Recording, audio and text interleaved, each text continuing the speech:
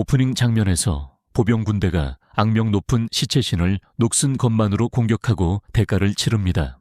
수십 명의 군인이 무자비한 존재에게 목숨을 잃고 구세주 샤그루와 에디스 루그리드, 즉 재앙 파괴자가 위험한 존재와 싸우기 위해 나아갑니다.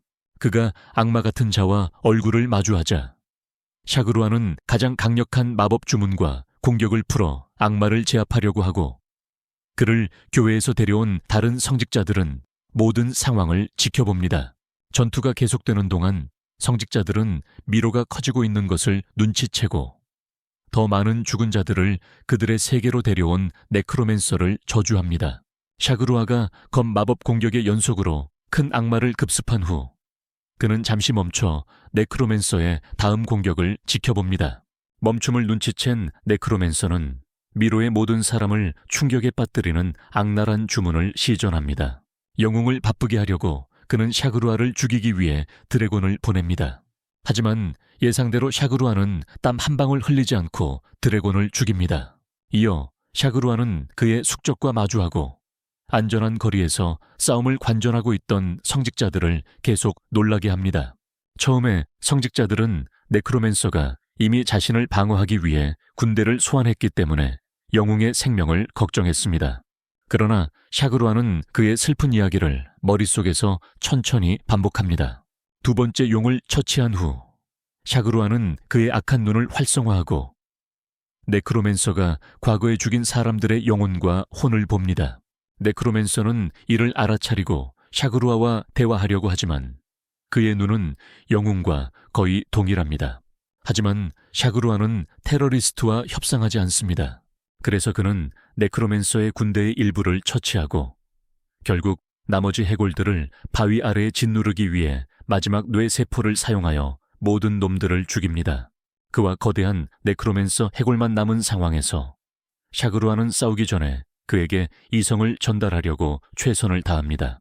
그는 해골에게 과거에 죽인 시체와 영혼을 가지고 노는 것을 그만두고 더 나은 사람이 될 수 있도록 새롭게 시작하라고 말합니다. 거의 한 세기를 살아온 네크로맨서는 이제 돌아가서 선한 사람이 되는 것은 너무 늦었다는 것을 압니다. 그래서 그는 샤그루아조차 알지 못하는 새로운 기호를 촌주레하고 대결을 위해 주문을 외웁니다. 샤그루아는 심각한 최종 공격을 준비하고 뒤에 있는 성직자 중 한 명의 도움을 받습니다. 결국 샤그루아와 그의 무적 공격 마법 덕분에 싸움에서 이겼다. 네크로맨서가 깜빡하기도 전에 마지막으로 무엇이 일어났는지 기억하려고 애쓰는 상황에 처하게 되었다. 흐릿한 번쩍임과 환영들이 몇 개 더 지나간 후 네크로맨서는 갑자기 현대 일본의 골목길에서 깨어난다. 그는 청소년 고등학생의 모습을 하고 있다. 새 환경에 적응하려 애쓰는 동안 네크로맨서는 목을 만져보고 거기에 피 묻은 자국을 발견한다. 무슨 일이 있었던 걸까? 네크로맨서는 골목길 끝의 빛으로 향해 걷다가 말했다. 마침내 밖으로 나와서 주변 세상이 얼마나 현대적이며 전자화되어 있는지를 발견하고 경악한다. 무엇이 벌어지고 있는지 이해할 수 없었던 네크로맨서는 방황하는 길 잃은 반려동물처럼 거리를 배회한다. 그는 알지 못했지만 그가 차지한 청소년의 몸은 그의 몸을 회수하러 나온 엘리트 용병 암살자 집단에게 살해당한 상태였다. 책상 옆에서 일하고 있던 타쿠미는 그들이 죽인 남자가 아무렇지도 않게 밖을 걷고 있다는 것을 알아차리고 걱정된다. 더 조사하기 위해 그는 드론으로 그 남자가 정말로 방금 죽인 고등학생임을 확인한다. 혼란스러운 타쿠미는 시신 회수를 취소하고 목에 피가 묻은 남자가 당황하며 서 있는 모습을 지켜본다. 한편 현재 고등학생의 몸에 있는 네크로맨서는 자신이 다른 세계로 환생했음을 받아들인다. 이번에는 그가 있는 세계가 영원한 평화를 누리고 있다. 그는 자신의 이전 세계에 대해 생각하려고 하지만 그를 배회하며 일본어로 이야기하는 두 경찰이 나타난다. 처음에 네크로맨서는 그 언어를 이해하지 못했지만 그들의 말을 해독하기 위해 마법을 사용하기 전까지 침착함을 유지했다. 분명히 경찰은 그의 셔츠에 묻은 피를 걱정하며 도와주고 싶어 했다. 그들은 그의 이름을 묻고 네크로맨서는 몸의 원래 주인의 이름인 폴카 시노야마라고 대답한다. 안타깝게도 경찰이 그를 도와주려는 찰나 한 아름답고 이상한 여자가 그중 한 명을 밟고 폴카를 그가 있던 골목으로 끌고 간다. 그들이 거리로 급하게 뛰어가자 자신들을 아라세와 이와라고 부르는 두 괴짜가 이상한 상황을 발견하지만 무시하고 하루를 즐기기로 한다. 골목으로 돌아온 미친 여자 미사키 사키미야는 자신을 소개하며 폴카가 자신을 기억하는지 묻는다. 폴카가 더 많은 플래시와 비전을 경험하는 동안 미사키는 그를 공중으로 들어올리고 격렬하게 흔든다. 그런 다음 그녀는 그를 자신의 가슴 가까이 끌어당겨 만져보게 한다. 그가 정말 살아있다는 것을 확신한 후 그녀는 그곳에 온 주된 이유, 즉 그를 죽이기로 돌아간다. 폴카가 자신의 목숨을 구해줘서 고맙다고 말하는 동안 미사키는 이전에 진짜 폴카를 죽이는 데 사용했던 무기를 꺼내 네크로맨서를 공격한다. 네크로맨서, 즉 새로운 폴카는 플래시백에서 미사키를 인식하고 필사적으로 도망친다. 그 사이 타쿠미는 아이를 죽이는 계약을 받아들여 스스로 기분을 좋게 하려 한다. 어떤 시간 동안 도망친 후 폴카는 마침내 숨을 곳을 찾는다. 그가 자신의 상황에서 빠져나갈 방법을 고민하는 동안 미사키가 그를 따라잡아 공격한다. 전투의 전반부 동안 폴카는 미사키의 모든 공격을 피하고 방어한다. 하지만 폴카가 도망치려 하자 미사키는 그의 다리를 쇠막대기로 찔렀다. 폴카는 잠시 인카파시테이트 되었고 그를 공격하는 인연을 처치하기로 결심한다. 이를 위해 그는 그녀의 칼 중 하나를 그녀에게 던지고 그들이 있는 건물의 가장 깊은 곳으로 유인한다. 곧 미사키가 나타나 그에게 그 건물에 대한 몇 가지를 이야기한다. 알고 보니 그 건물은 예전 야쿠자의 처형장이었고 너무 많은 사람들이 그곳에서 죽었기 때문에 대부분의 사람들은 그곳을 피한다. 미사키는 그가 그들이 있는 방에 있는 유령들을 볼 수 있는지 묻는다. 폴카는 드디어 그의 악마의 눈을 사용해 그의 머리를 노리는 미친 여자 주위에 모여있는 수십 개의 유령들을 엿본다. 몇 가지 더 의미 없는 말을 중얼거리던 미사키는 치기를 시도한다. 이번에는 네크로맨서인 폴카가 이미 그의 마법 능력을 되찾았고 더 강해져서 그는 자세를 취하고 미사키를 그의 거대한 해골손 중 하나로 찔러 벽에 고정시킨다. 그는 그녀가 주변 인간들의 생명을 가지고 장난친 것에 대한 충분한 응징이 될 것이라 느낀다. 폴카가 새로운 세계에서 시간을 보내는 동안 샤그루아와 다른 성직자들은 마지막 공격 동안에 일어난 일이 무엇인지 이해하려고 애쓴다. 샤그루아는 네크로맨서의 영혼을 본 것 같다고 확신했지만 마지막 순간에는 그의 악한 눈이 네크로맨서의 영혼을 더 이상 추적할 수 없었다. 마치 공기 중으로 사라진 것처럼 보였다. 동시에 네크로맨서는 새로운 몸에서 완전히 의식을 되찾고 미사키에게 새로운 평화로운 삶의 기회를 준 것에 감사한다. 그런 다음 그는 몇 가지 더 이상한 말들을 중얼거리다가 결국 자신의 마지막 공격 중에 미사키를 실수로 죽였다는 것을 깨닫는다.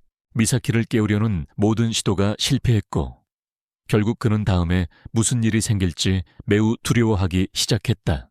주요 이야기가 계속되기 전에 네크로맨서는 그의 슬픈 인생이 악한 눈을 타고난 드문 사람 중 하나로 시작된 것을 우리에게 알려준다. 악한 눈을 타고난 아들이 있다는 것을 알아차린 네크로맨서의 부모는 그를 법사들에게 팔아넘겼고 그곳에서 그는 제국을 위해 싸우는 네크로맨서가 되도록 훈련받았다. 수년간 네크로맨서는 제국의 성공을 위해 용감하게 싸웠지만 정치와 탐욕은 결국 제국의 붕괴를 초래했다. 제국에서의 자리마저 잃은 후에도 네크로맨서는 평화로운 삶을 살고자 했다. 그래서 그는 자신을 오랜 세월 동안 동굴에서 혼자 살아가는 것으로 결정했다. 세월이 흐르면서 네크로맨서는 동굴에서 함께 살고 있는 몇몇 잃어버린 아이들을 발견하고 매일 과일과 고기를 주며 그들을 돌보게 되었다. 그는 아이들에게 자신의 얼굴을 드러내지 않았지만 아이들은 자신들을 도와주는 존재에 대해 고마움을 느꼈고 네크로맨서는 그들을 도와주는 것에 더할 나위 없이 기뻐했다.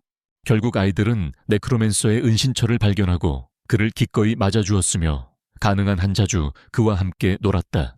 한동안 삶은 좋았지만 어리석은 인간들이 아이들과 못생긴 네크로맨서의 관계를 알게 되었다. 그런 관계를 받아들일 수 없었던 그들은 모든 아이들을 붙잡고 그들을 더럽고 부정한 존재라며 모두 죽여 악한 아이들을 그들의 땅에서 제거했다. 사악한 인간의 배신을 알게 된 네크로맨서는 아이들의 복수를 위해 그들을 죽인 모든 자들을 처치했다. 그 일을 마친 후 그는 혼자서 다시 삶을 살며 환생 주문에 대해 배우기 시작했다. 더 이상 자연적인 원인으로 죽을 수 없게 된 그는 영웅이 나타나 그를 죽여주기를 수세기 동안 기다렸고, 그렇게 해야만 환생 주문을 완성하고 그 차갑고 잔인한 세상에서 벗어날 수 있었다. 샤그루아의 도착으로 그의 임무는 완수되었고, 이제 그는 신세계에서 첫 번째 처치 대상을 마주하게 되었다. 현재 폴카는 미사키를 깨우기 위해 최선을 다하지만 안타깝게도 그녀는 이미 오래전에 떠나버렸다. 무언가를 하기 전에 그는 자신이 얼마나 어처구니 없이 강력한지를 두고 감정적으로 붕괴하며 잠시 후 스스로를 바로잡는다. 그동안 타쿠미는 눈앞에서 무슨 일이 벌어졌는지 받아들이는데 어려움을 겪고 있다. 그는 곧 고용주인 리사로부터 전화를 받고 왜 마지막 작업을 완료하는데 시간이 그렇게 오래 걸렸는지 묻는다. 타쿠미는 미사키와의 사건에 대한 폴카의 비디오 피드를 그녀에게 보내고 그녀의 반응을 기다린다. 한편 미사키는 자신의 삶이 천천히 멀어져 가는 동안 가장 소중한 순간들을 되새기고 있다. 알고 보니 미사키는 지금처럼 미친 사람은 아니었다. 사랑하는 아버지와 어머니에게서 태어난 미사키는 처음부터 부모의 사랑을 경험해왔다. 그러나 어느 날 밤 연쇄 살인범이 그녀의 부모를 바로 눈앞에서 공격하고 죽인 후 모든 것이 변했다. 수년 동안 그녀는 자신의 정신을 연쇄 살인범처럼 만들기 위해 훈련한 뒤 마침내 부모를 죽인 괴물을 추적하고 죽였다. 인생의 사명을 완수한 후에도 그녀는 여전히 삶에 만족하지 않았다. 그녀는 그 당시 이미 조직에서 일하고 있었지만 미사키는 여전히 선한 사람들을 죽이고 그걸 무사히 넘기는 기분이 어떤지 알고 싶어 했다. 그녀는 다른 사람들이 자신에 대해 뭐라고 하든 신경 쓰지 않았고 대신 자신과는 아무런 관계가 없는 사람들을 죽이는 일을 추진했다. 그래서 어린아이를 죽이라는 암살 요청이 들어오자 그녀는 기꺼이 수락하고 아무런 망설임 없이 그의 목을 베었다. 놀랍게도 그녀는 아무런 감정을 느끼지 못했고 오히려 더 원하게 되었다. 그녀는 인생에서 그 정도의 성공을 이루기 위해서는 자신을 죽여야 한다는 것을 깨달았다. 이런 생각을 하며 그녀는 고층 건물의 난간에 올라가 뛰어내릴 준비를 했다. 그러나 그녀가 그 행동을 하려는 순간 타쿠미가 그녀를 부르며 보낸 임무를 마치라고 재촉했다. 처음에 미사키는 자신이 죽인 아이가 다시 살아났다는 소식에 충격을 받았지만 결국 그녀는 정신을 차리고 일을 마치기 위해 서둘렀다. 그녀는 나머지 기억을 되살리기 전에 갑자기 정신을 차리고 폴카와 타쿠미의 드론 가까이 누워있는 자신을 발견했다. 그녀는 폴카에게 설명을 요청했지만 폴카는 그녀의 큰 가슴에 너무 놀라서 설명을 해줄 수 없었다. 미사키는 결국 폴카에게 어떻게 살아있는지 설명해달라고 요청하지만 폴카는 그녀가 마법으로 다시 태어났으며 아직 살아있지 않다고 알려준다. 리사가 그녀가 죽었음을 확인하기 위해 만져보니 그녀를 좀비라고 부르는 것이 훨씬 안전하다. 현재 미사키의 마음속 질문은 그녀가 죽어있던 동안 무슨 일이 있었냐는 것이다.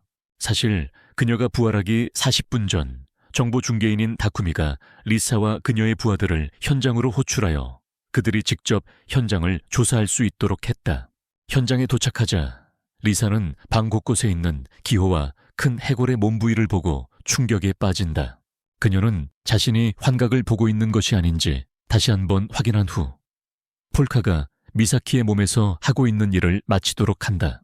폴카가 미사키의 치명적인 상처에 마법을 주입한 후 그는 돌아서서 자신에게 맞서고 있는 사람들을 알아내고자 한다. 리사는 자신과 친구들이 미사키의 친구들이라고 소개하며 폴카에게 그들의 소중한 친구에게 무슨 일이 있었는지 설명해 달라고 요청한다.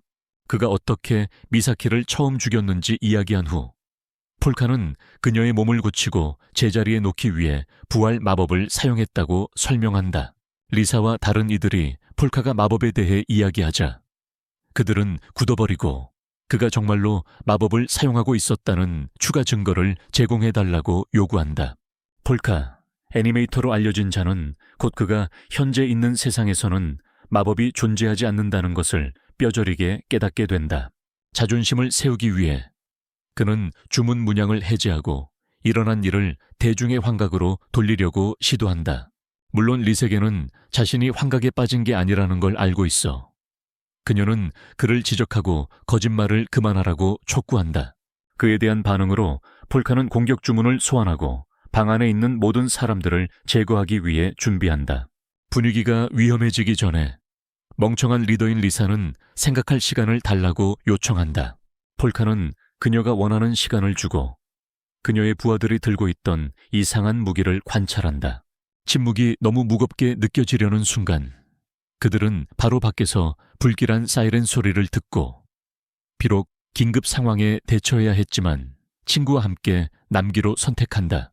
타쿠무미는 조금 더 조사한 결과 시나쿠자와 건물에서 불이 나고 있다는 사실을 알게 되는데 이 건물은 야쿠자 고아들과 특이한 아이들이 보호받는 유치원이다.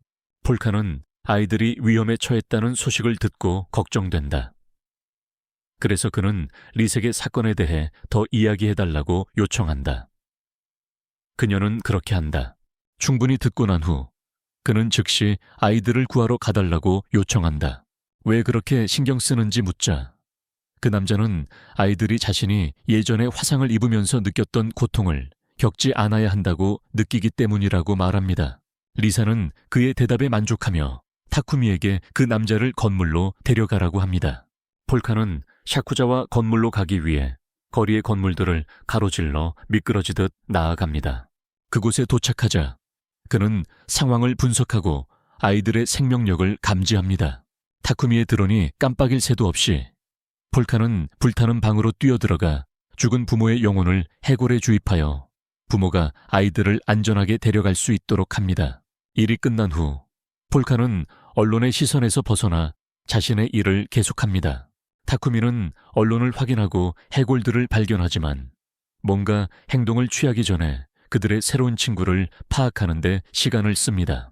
그는 리세게 그놈을 피하라고 경고하지만 리사는 그에게 그 건물로 서둘러 가서 미사키가 다시 살아나는 모습을 보자고 합니다.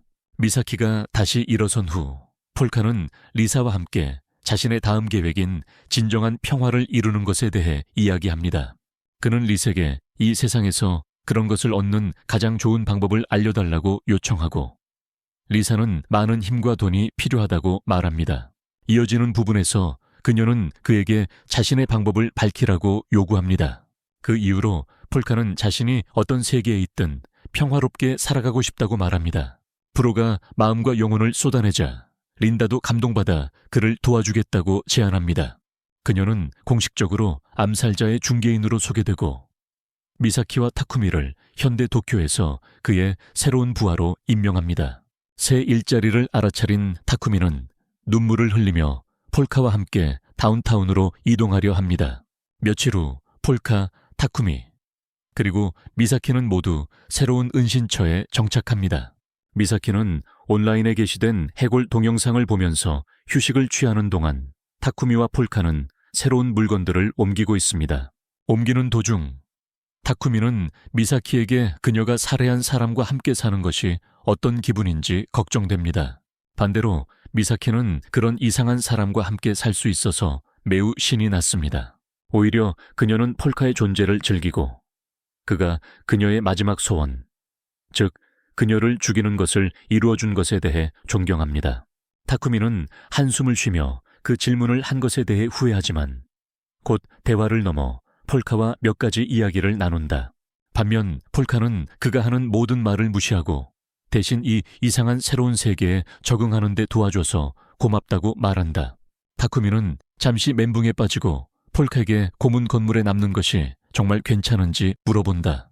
폴카는 자신이 괜찮다고 알려주지만 타쿠미는 진짜 폴카의 가족에 대해 묻고 그들을 얼마나 오랫동안 지연시킬 계획인지 궁금해한다. 폴카는 이미 그들을 속여서 진짜 폴카가 자아 발견의 여행을 떠났다고 믿게 했다고 말한다. 지금은 진짜 지구에서 여름 방학이기 때문이다. 그의 알리바이를 더욱 확실히 하기 위해 폴카는 엽서를 꺼내 가족에게 매달 보낼 것이라고 약속하며 그가 괜찮다는 사실을 알린다. 그 외에는 다음에 무엇을 해야 할지 전혀 생각이 나지 않으며 진짜 폴카의 가족 이름도 기억하지 못한다. 타쿠미는 그들이 이름을 기억할 방법을 찾으라고 재촉하지만 폴카는 진짜 폴카가 죽은 방식 때문에 그걸 할 수 없다. 이야기를 이어가며 폴카는 자신의 원래 세계와 현재 있는 세계의 유사성에 대해 이야기한다. 그는 자신의 원래 세계와 이 세계의 유사성에 대해 상관하지 않지만 겔드우드 지역이 이 세계에 존재하지 않는 것에 행복해한다. 차별이 그에게는 너무 힘들기 때문이다. 그들은 그 장벽을 넘어서자 폴카는 과거 세계에서 불리던 이름, 시체 신을 밝히고 남은 두 사람에게 자신이 처음으로 폴카를 죽이려 한 누군가를 찾아내야 한다고 말한다. 타코는 그녀에게 물어볼 것을 종용하지만 폴카는 그 비밀을 지키기 위해 보안상의 이유로 그녀가 말할 수 없었다고 말한다.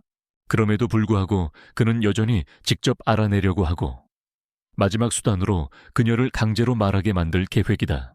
타코는 다시 책상을 향해 돌아가며 더 이상의 뻘탈클 멈추고 작업을 계속한다. 미사키는 장난감 해골과 놀면서 타코는 렘밍스에 대해 이야기하고 비밀을 드러내지 않기 위해 빠르게 주제를 바꾼다. 그 후 두 사람은 진짜 폴카의 영혼에 대해 이야기하기 시작하는데 그것은 네크로맨서가 전날 실종된 드론 중 하나와 합쳐진 것이다. 그것이 부당하다는 것을 깨달은 후 타코는 폴카를 경계하고 그가 인간의 생명을 함부로 다루는 것처럼 나쁜 사람으로 그를 묘사하려 한다. 그러나 그가 그렇게 하기 전에 미사키는 방문객을 만나러 밖으로 나간다.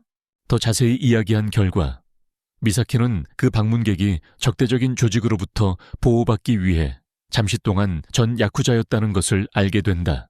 그의 요청을 들어주고 싶지만 미사키는 도와주지 않겠다고 거절한다. 그러나 폴카가 갑자기 나타나 이를 수락하자 미사키는 마음을 바꾼다.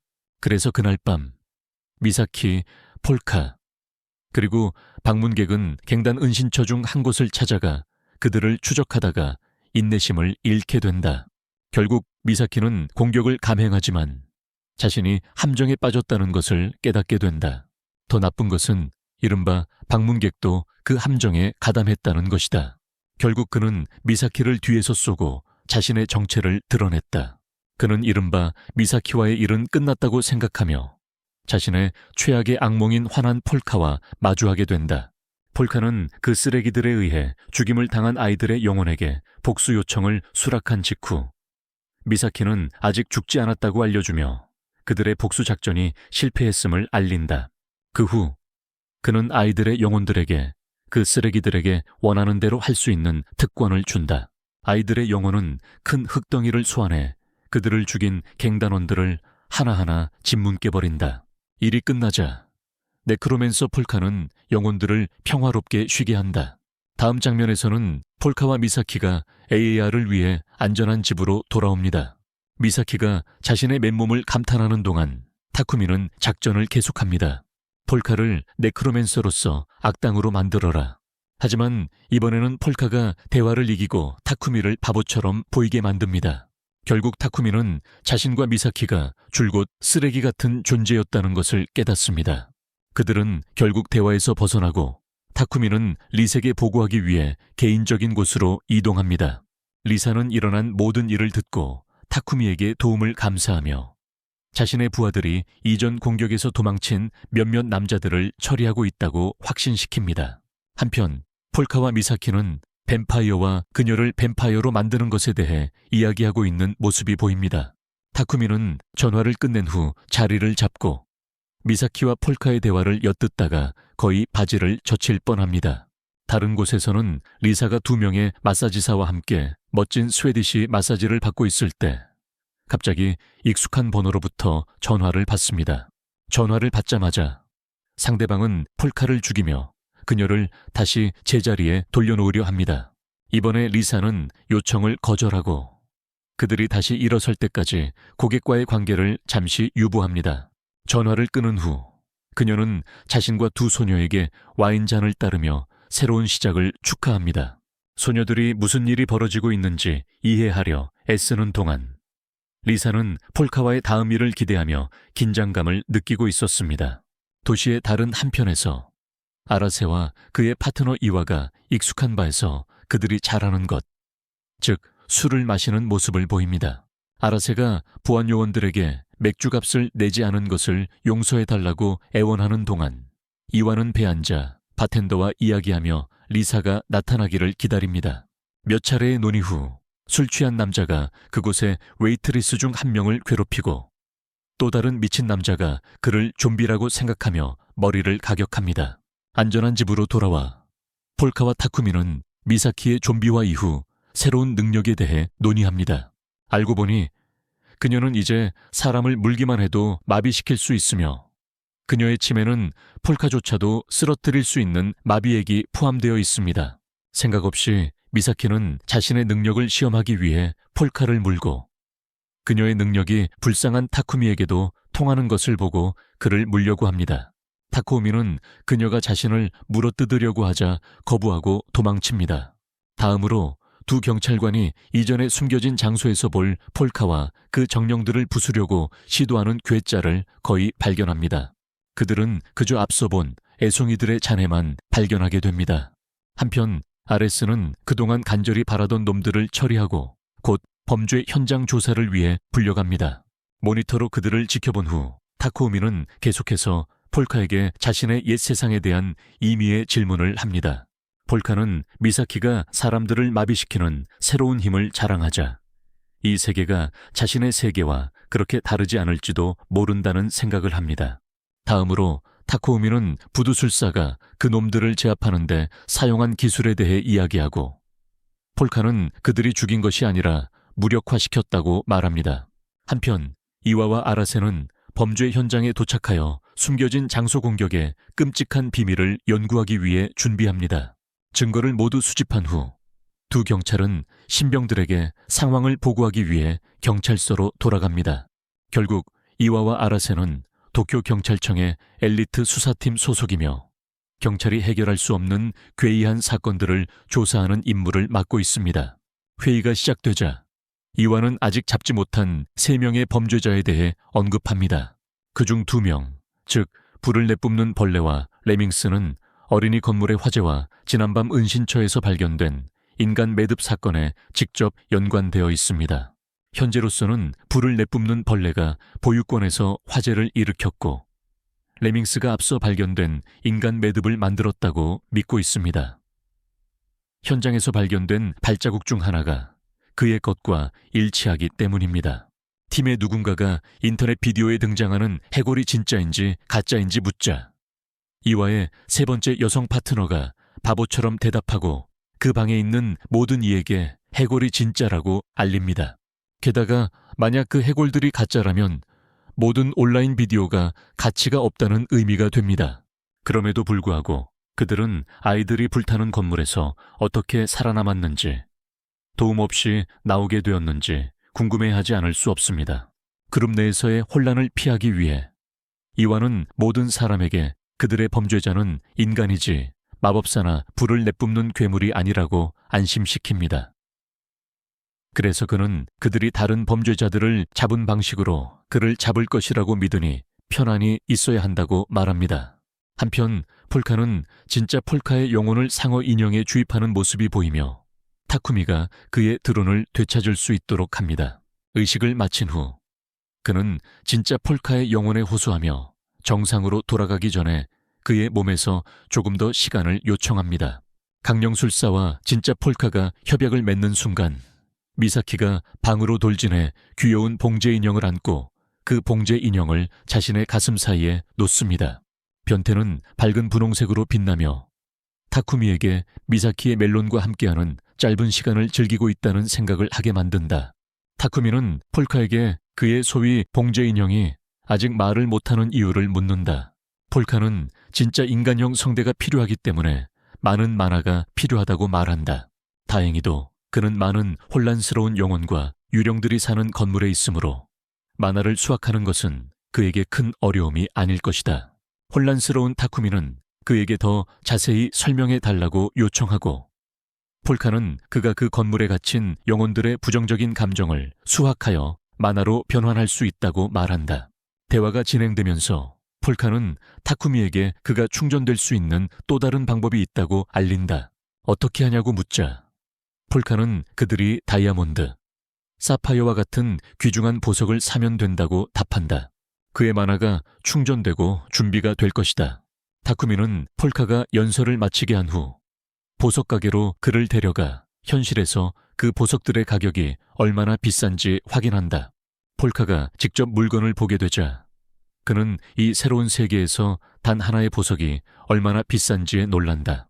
떠나기 전에 그는 돌을 하나 골라 300만 엔이 넘는 가격으로 사고 shortly after 이라고 적힌 부분은 자연스러운 한국어 표현으로 변경하여 다음과 같이 번역합니다. 공룡이 집임삼 3맘에스파 투수부 20 공유질 유이시밤 399 우육심. 떠나기 전에 그는 돌을 하나 골라 300만 엔이 넘는 가격으로 사고 곧 떠났다. 집으로 돌아가는 길에 미사키가 그에게 돌 속의 만화를 훔치지 않고 왜 돈을 지불하는지 묻자 폴카는 상점 주인이 손해를 보게 될 것이라고 답한다.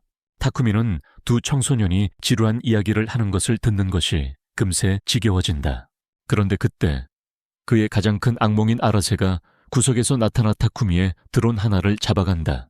한편 이와와 그의 부하들은 리사의 배에 찾아와 리사와 직원들을 신문한다. 예의를 차린 후 이와는 리사에게 이전 사건들에 대해 알고 있는 모든 것을 말하고 그 조직의 관여 여부도 밝혀달라고 엄하게 요구한다. 영장을 가지고 있지 않은 이와 때문에 리사는 침묵을 유지하기로 선택한다. 드론 하나를 제압한 후 아라세는 뒤에 있던 두 청소년에게 놀랐다는 점을 사과한다. 미사키와 폴카가 상황을 이해하려 애쓰는 동안 그는 드론의 말을 걸고 타쿠미로부터 응답을 바란다. 그 순간 폴카는 더럽게 입을 벌리고 아라세가 친구의 드론을 파괴한 것을 비난한다. 놀란 아라세는 10대 소년에게 다가가 타쿠미가 얼마나 위험한 인물인지 알린다. 그는 정보 중개인을 최악의 쓰레기라고 부르며 폴카에게 배신자에게 조심하라고 경고한다. 그 자식이 타쿠미에게 쏟아낸 모든 모욕을 들은 폴카는 화가 나서 자신의 힘을 조금 발휘하게 되며 이는 아라세를 밀어내는 동시에 그의 호기심을 자극한다. 첫 총알을 피한 아라세는 폴카에게 매우 관심을 가지게 되어 폴카가 자신을 소개하라고 요구한다.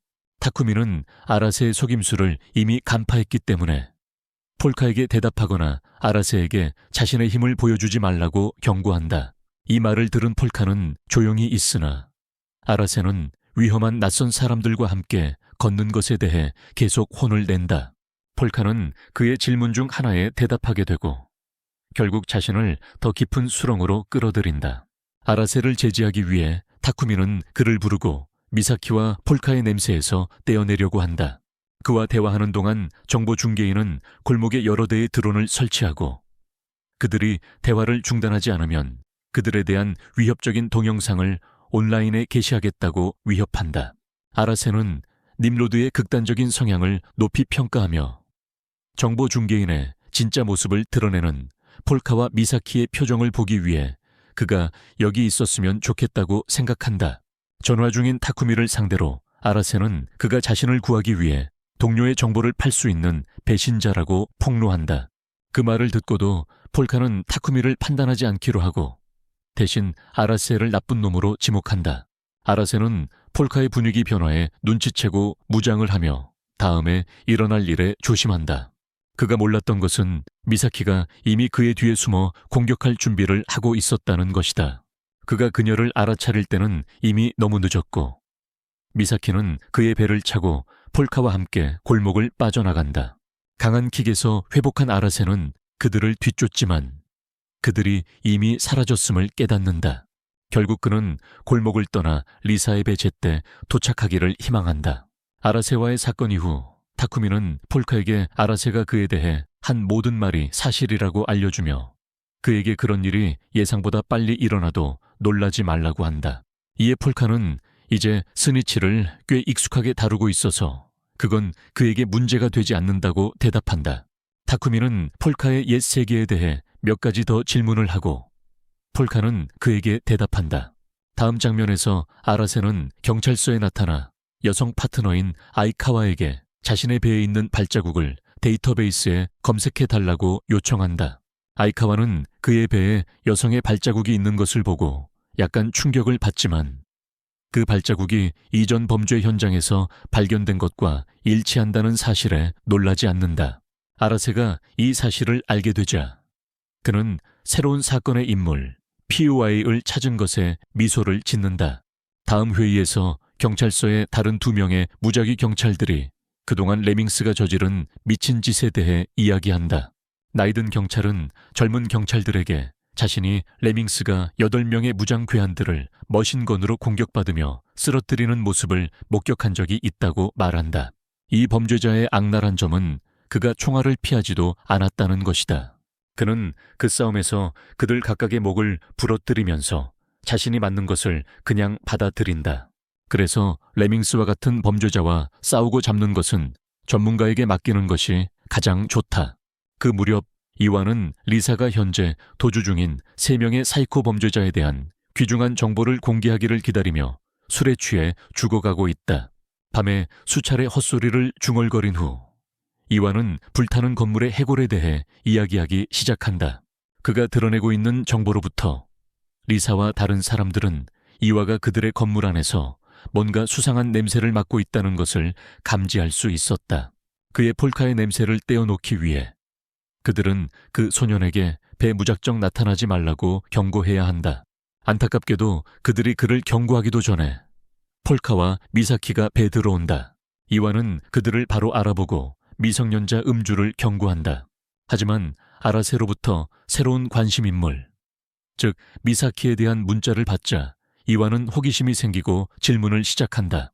그동안 아라세와 일행의 몇몇 악당들이 비밀리에 밭 쪽으로 향하고 타쿠미는 그들이 배 다가오는 것을 볼 수 있다.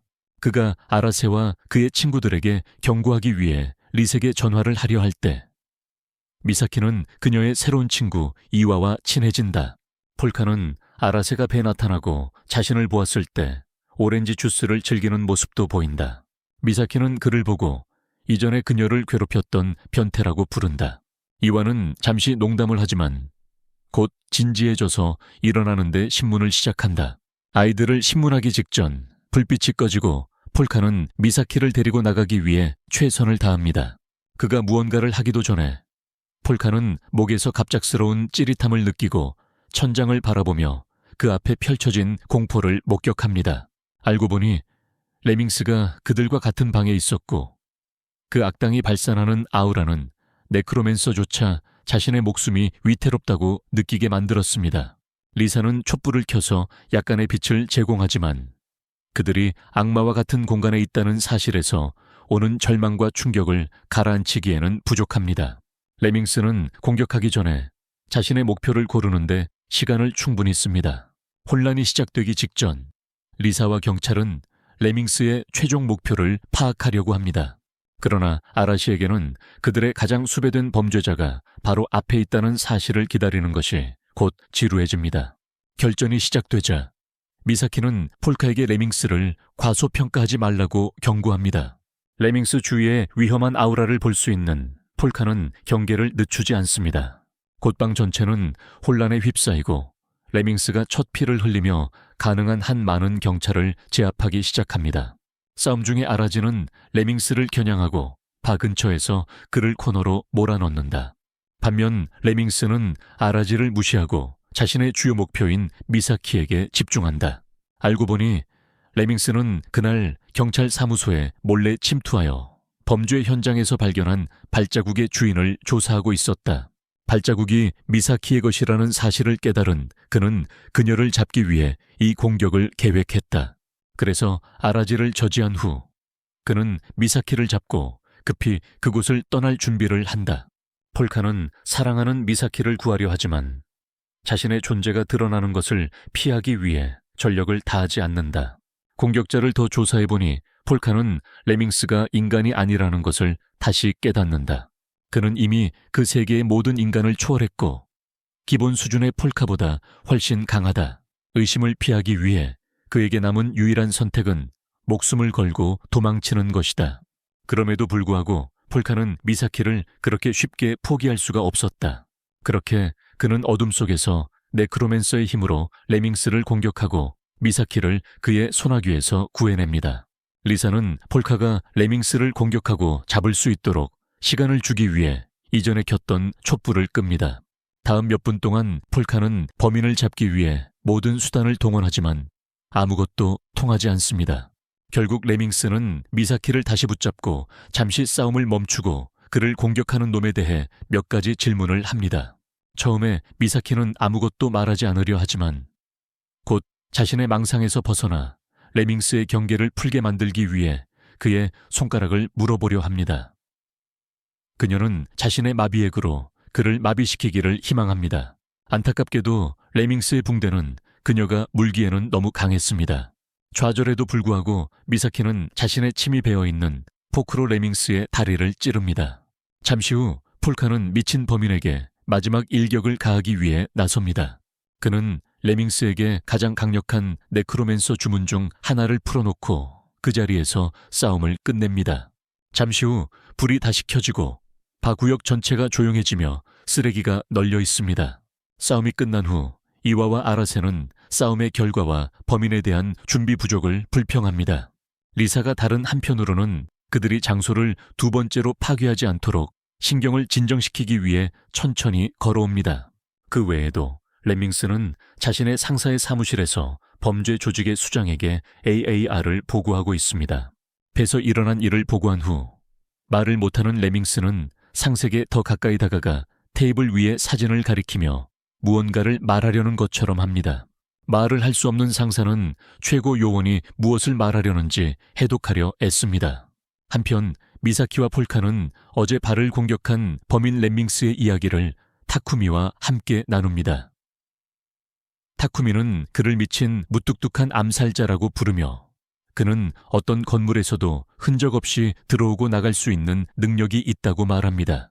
그런 이야기를 마친 후 타쿠미는 폴카가 전날 밤 레밍스를 제거하기 위해 사용한 만에 대해 이야기하고 폴카는 이미 충분히 보충했다고 안심시킵니다. 전화를 끊은 후 폴카는 거리를 건너려는 미사키에게 그곳에서 레밍스로부터 자신을 보호해 준 것에 감사합니다. 미사키는 그저 처음에 자신을 되살려준 대가라고 말하며 걱정하지 말라고 합니다. 폴카는 이런 말을 듣고 100년 전 스승과 함께 배운 도움을 주되 대가를 바라지 않는다는 교훈을 떠올립니다. 빠른 기억 회상 후 폴카는 결심하고 미사키, 타쿠미, 그리고 진짜 폴카에게 이 이상한 세계에 대해 더 가르쳐달라고 겸손하게 요청합니다. 다시는 문제가 생기지 않기 위해서요. 그날 밤 레밍스의 보스는 폴카가 여전히 살아있다는 사실을 알게 됩니다. 이 새로운 정보를 바탕으로 그는 그를 다시 포획하고 가능하다면 다시 죽이기 위한 새로운 계획을 세웁니다. 다음 날 폴카는 비즈니스 아이디어를 생각해내고 자신의 친구들에게 제안합니다. 어려운 문제에 들어가기 전에 바보는 자신의 네크로맨서 기술로 할 수 있는 다른 묘기들을 동료들에게 보여줍니다. 그의 주장을 증명하기 위해 그는 미사키의 펜을 소유하고 그것이 그들 앞에 종이에 이상한 것들을 쓰게 합니다. 이게 통하면 폴카는 타쿠미에게 귀신이 붙은 물건들을 판매하는 마법 가게를 열 계획입니다. 타쿠미는 그곳에서 유일하게 제정신인 것처럼 보이며 그의 바보 같은 아이디어를 비판하고 다른 돈 버는 방법을 생각해보라고 합니다. 바로 그때 포제스트 펜이 멋진 아이디어를 떠올리고 폴카에게 점술 사업을 열어보라고 권유합니다. 일주일 후 폴카는 망상에 빠진 사람들에게 그들이 사랑하는 사람을 찾기 위해 무엇을 먹어야 하는지 말해주며 10만 엔을 벌어들입니다. 주간 수익을 세고 있을 때 그 펜은 사기를 늘리고 전 세계로 확장할 또 다른 멋진 아이디어를 떠올립니다. 그들은 폴카의 능력을 이용해 죽은 친척들과 소통하고 재물에 대한 운세를 읽고 싶어하는 사람들을 조종하여 욕심 많은 자들을 괴롭히거나 도와주게 한다. 타쿠미는 그 자리에서 펜에게 폴카가 평화로운 사람이라는 것을 상기시키며 사기와 폭력을 지나치게 하게 되면 그들의 세계에서의 임무에 영향을 미칠 수 있다고 경고한다. 네크로맨서는 잠시 생각을 멈추고 폴카가 돈을 벌기 위해 아무것도 하지 않았음에도 불구하고 모두와 배당금을 나누기로 결정한다. 그들의 논의가 계속되는 동안 타쿠미는 네크로맨서에게 진짜 폴카의 비밀스러운 삶, 즉 응석바디 부자 아이로서의 이야기를 전해준다. 하지만 그의 말을 다 마치기 전에 진짜 폴카의 조카인 카즈키와 시즈키가 오랜만에 온 삼촌에게 인사하러 나타난다. 가짜 폴카는 얼어붙고 그 성가신 아이들을 밀쳐내기 위해 최선을 다한다. 그는 심지어 다른 세계에서의 별명을 공개하며 그들을 겁주려 하지만 불행히도 카즈키는 이미 뇌가 발달해 있었다. 그래서 그녀는 곧바로 본론으로 들어가 삼촌에게 자신의 미래에 대한 운세를 봐달라고 재촉한다. 응석바디 아이를 달래는 대신 폴카는 그녀에게 다음날 오라고 말한다. 이 말에 카즈키는 매우 화가 나서 방 안의 모든 사람들을 농민이라고 부르며 그녀와 장난치지 말라고 경고한다. 계급 없는 부자아이들을 다룬 경험이 있는 타쿠미는 그녀의 헛소리를 지적하며 그녀의 이름을 거의 밝힐 뻔한다. 다행히도 그녀의 남자들과 검은 옷을 입은 경호원들이 그녀가 너무 많은 정보를 주지 않도록 막아주었고 그들은 타쿠미가 뒤에서 무슨 일을 하고 있을지 몰랐다. 카즈키는 문제를 계속 끌어가려고 하지만 그때 폴카가 일어나 그녀를 무시하고 두 사람을 꼭 안아준다. 그런 김에 그는 아이들을 돌봐달라고 애원하는 유령을 보고 필요한 일을 하겠다고 약속한 후 그들을 내보낸다. 아이들과의 이상한 만남 후 폴카는 타쿠미와 그 사건에 대해 이야기하며 방금 본 유령이 보호적이면서도 약간 미친 느낌이라고 말한다. 타쿠미는 그 유령을 완전히 믿을 수 있는지 묻고 폴카는 그것이 중요하지 않다고 대답한다. 이어서 타쿠미는 폴카에게 시노야마 그룹에 대한 정보가 담긴 파일을 건네주며 다음날 그들을 방문하기 전에 시노야마에 대해 가능한 한 많은 것을 알아보라고 권한다. 파일에서 강령술사는 진짜 폴카가 현재 그룹의 가부장인 로존의 아들이며 로존에게 무슨 일이 생기면 큰 금액을 받을 수 있다는 사실을 알게 된다. 그때 그들은 누군가 그를 죽이기를 원하는 이유를 깨달았다. 아직 그 사람을 알아내지 못했기 때문에 폴카는 방문하는 동안 매우 조심할 것이다. 오늘 하루가 끝나기 전에 타쿠미와 폴카는 다음날 타쿠미의 보디가드로 미사키를 선택한다. 그날 밤 쌍둥이는 무서운 삼촌 테카루를 만나게 되는데 그는 또한 렘밍의 상사이기도 하다. 테카루는 그들이 늦게 나갔다는 걸 꾸짖고 그들은 삼촌에 대해 말하라고 묻는다. 그들은 알고 있는 대로를 말하고 테카루는 다음날 폴카를 만나러 오기를 기대한다. 그는 또한 경계하고 조심해야 한다고 경고하는데 다음날 폴카가 집에 도착하면 무슨 일이 일어날지 모르기 때문이다. 매우 늦은 밤 로존 자신도 폴카가 집으로 돌아온다는 소식을 듣고 아들을 다시 만나게 될 것을 기대한다. 다음날 폴카는 기지에서 일찍 출발하여 시간 맞춰 시뇨만의 가문 저택에 도착한다. 도착하자마자 그는 전날 만났던 두 아이 카즈키와 시즈키에게 환영받는다. 그때 폴카는 아이들을 돕기 위해 누군가에게 호소하는 영혼의 망토를 볼 수 있었지만 침묵했다. 곧 테카루가 나타난다. 그는 폴카의 삼촌이자 시뇨만의 보안회사의 사장이다. 입장시키기 전에 타케루는 폴카에게 그의 자기 발견 여정에 대해 묻고 폴카는 지금은 그걸 끝냈다고 말한다. 이어서 그는 옆에 있는 젊은 여성 미사키에 대해 묻고 미사키는 매우 품위 있게 자신을 소개해 폴카의 강령술사 기질마저 놀라게 한다. 이상한 소개가 끝난 후 타케루와 아이들은 폴카와 미사키를 저택의 식사 공간으로 데려가 아침을 먹으며 이야기를 나눈다. 우선 타케루는 미사키의 가족 사업에 대해 묻지만 미사키는 그녀의 부모가 돌아가셔서 그녀가 이어받기 전에 이미 그 사업이 망했다고 말한다. 타케루는 애도를 표하고 사과하며 폴카는 전날 타쿠미와의 만남에 대해 이야기한다. 타쿠미는 폴카에게 강력한 가문의 이상한 가족 역학과 그들의 보안회사가 얼마나 불확실한지를 이해하길 원했다. 그는 폴카에게 가족 보안의 수장인 타케루에 대해 경고하며 절대 그를 과소평가하지 말라고 당부했다. 폴카는 타케루의 아내 기리가 미사키를 위로하러 나타나자 곧 과거의 회상에서 벗어난다. 타케루는 아내를 바로잡고 미사키의 가족에게 더 이상의 해를 끼치지 말라고 촉구한다. 미사키는 자신의 행동을 제대로 하며 폴카는 공영에 처하게 된다. 그가 침착함을 유지하려고 애쓰는 동안 카즈키가 그 뒤에 나타나 폴카에게 뒤에 있는 이상한 인형에 대해 이야기해 달라고 요청한다. 바로 그때 집에서 유일하게 실업 중인 바보 사요가 나타나 장난감에 대한 모든 것을 설명한다. 알고 보니 사요는 상어에 집착하는 괴짜라서 그녀가 그런 이유를 설명할 수 있다. 그녀가 상어에 대해 늘어놓는 동안 또 다른 무관한 친척이 말하며 폴카를 집으로 환영한다. 곧 폴카는 다른 사람들에 대해 묻고 쌍둥이들은 대부분이 해외에 있다고 알려준다. 가족의 다른 모든 사람들을 소개하는 동안 가족의 가장인 로잔이 나타나 아들에게 와서 이야기하라고 재촉한다. 폴카가 움직이기 전에 아까의 무관한 친척이 그와 뭔가를 논의하려 하지만 로잔이 그를 조용히 시키고 그의 방탕한 아들에게 주의를 돌린다. 무관한 친척이 자리를 비운 후 폴카는 그의 아버지라고 생각되는 사람에게 다가가 조용히 집을 떠난 것에 대해 사과한다. 로잔은 정상적으로 행동하며 아들을 자신의 방으로 초대해 1대1 대화를 나눈다. 아침 식사 후 쌍둥이는 폴카와 대화할 때 로잔이 얼마나 차분했는지 실망하며 복도를 걷고 있는 모습이 보인다. 그들이 몰랐던 것은 유령이 바로 뒤에서 그들을 구해달라고 간청하고 있었다는 것이다.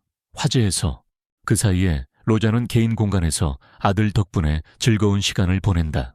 가벼운 잡담을 지나고 나서 그는 눈앞의 사기꾼에게 자신을 드러내라고 진지하게 요청한다. 처음에 폴카는 아버지를 우롱하려 했지만 로잔이 그에게 농담 그만하고 진지하게 대해달라고 말했다. 그때쯤 폴카는 이미 목에 카타나가 겨눠져 있었다. 더 이상 할 수 있는 게 없었던 그는 자신을 드러내고 이 세상에서 아버지가 자녀와 얼마나 가까운지에 감명을 받았다. 로잔은 폴카에게 진짜 폴카가 아직 살아있는지 말해달라고 요청하며 대화를 계속하지만 그가 대답하기도 전에 네크로맨서는 공기 중의 연기를 감지한다. 그는 일어나 로잔에게 가게 해달라고 요청하며 쌍둥이를 죽음에서 구하러 가고 싶어 한다.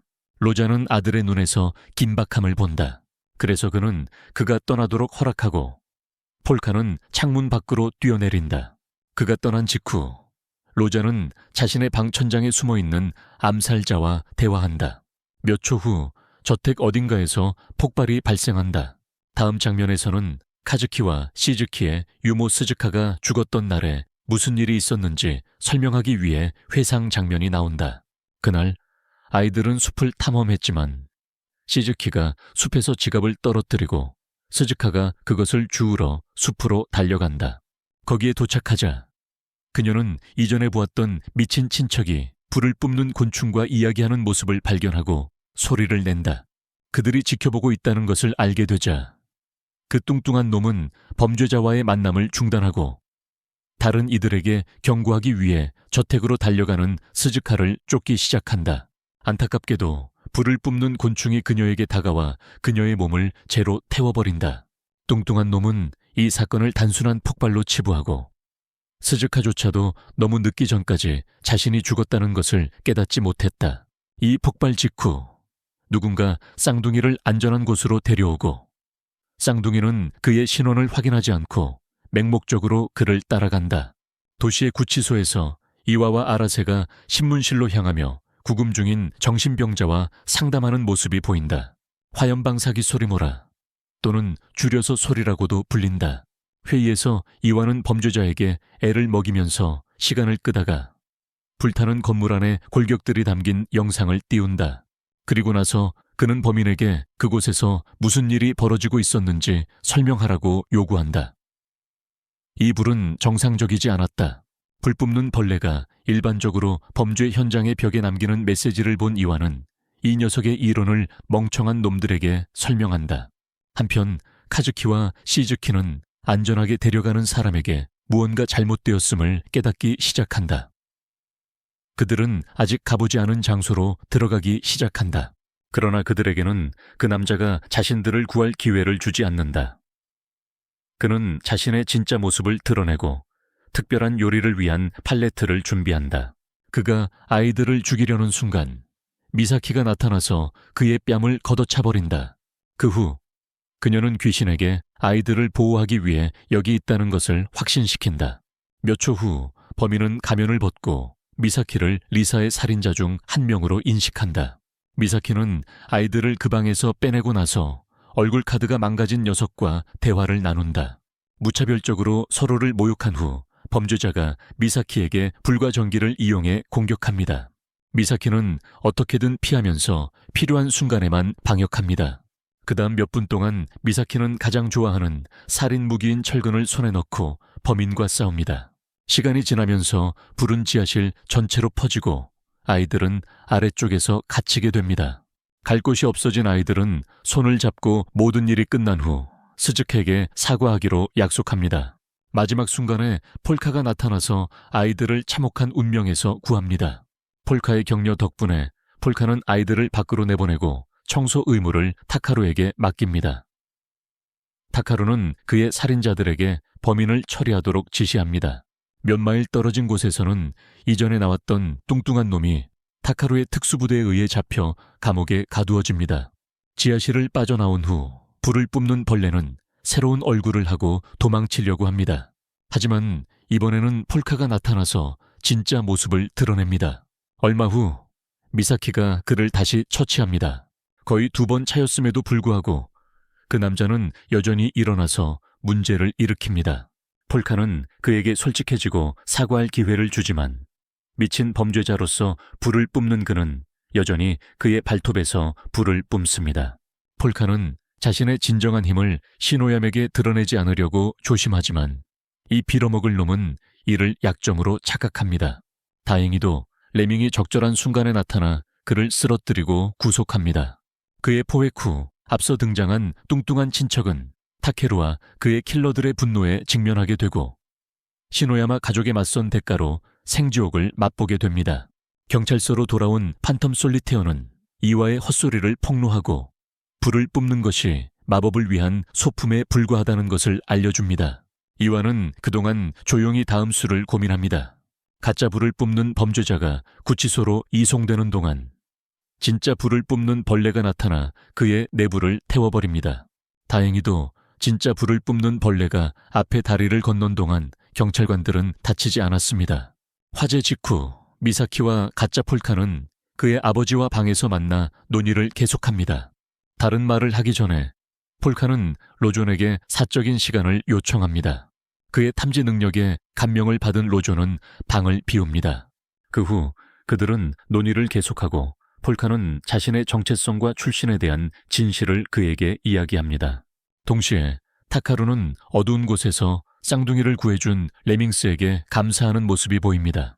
그러나 레밍스는 그에게 폴카가 자신보다 먼저 도착했다고 알려줍니다.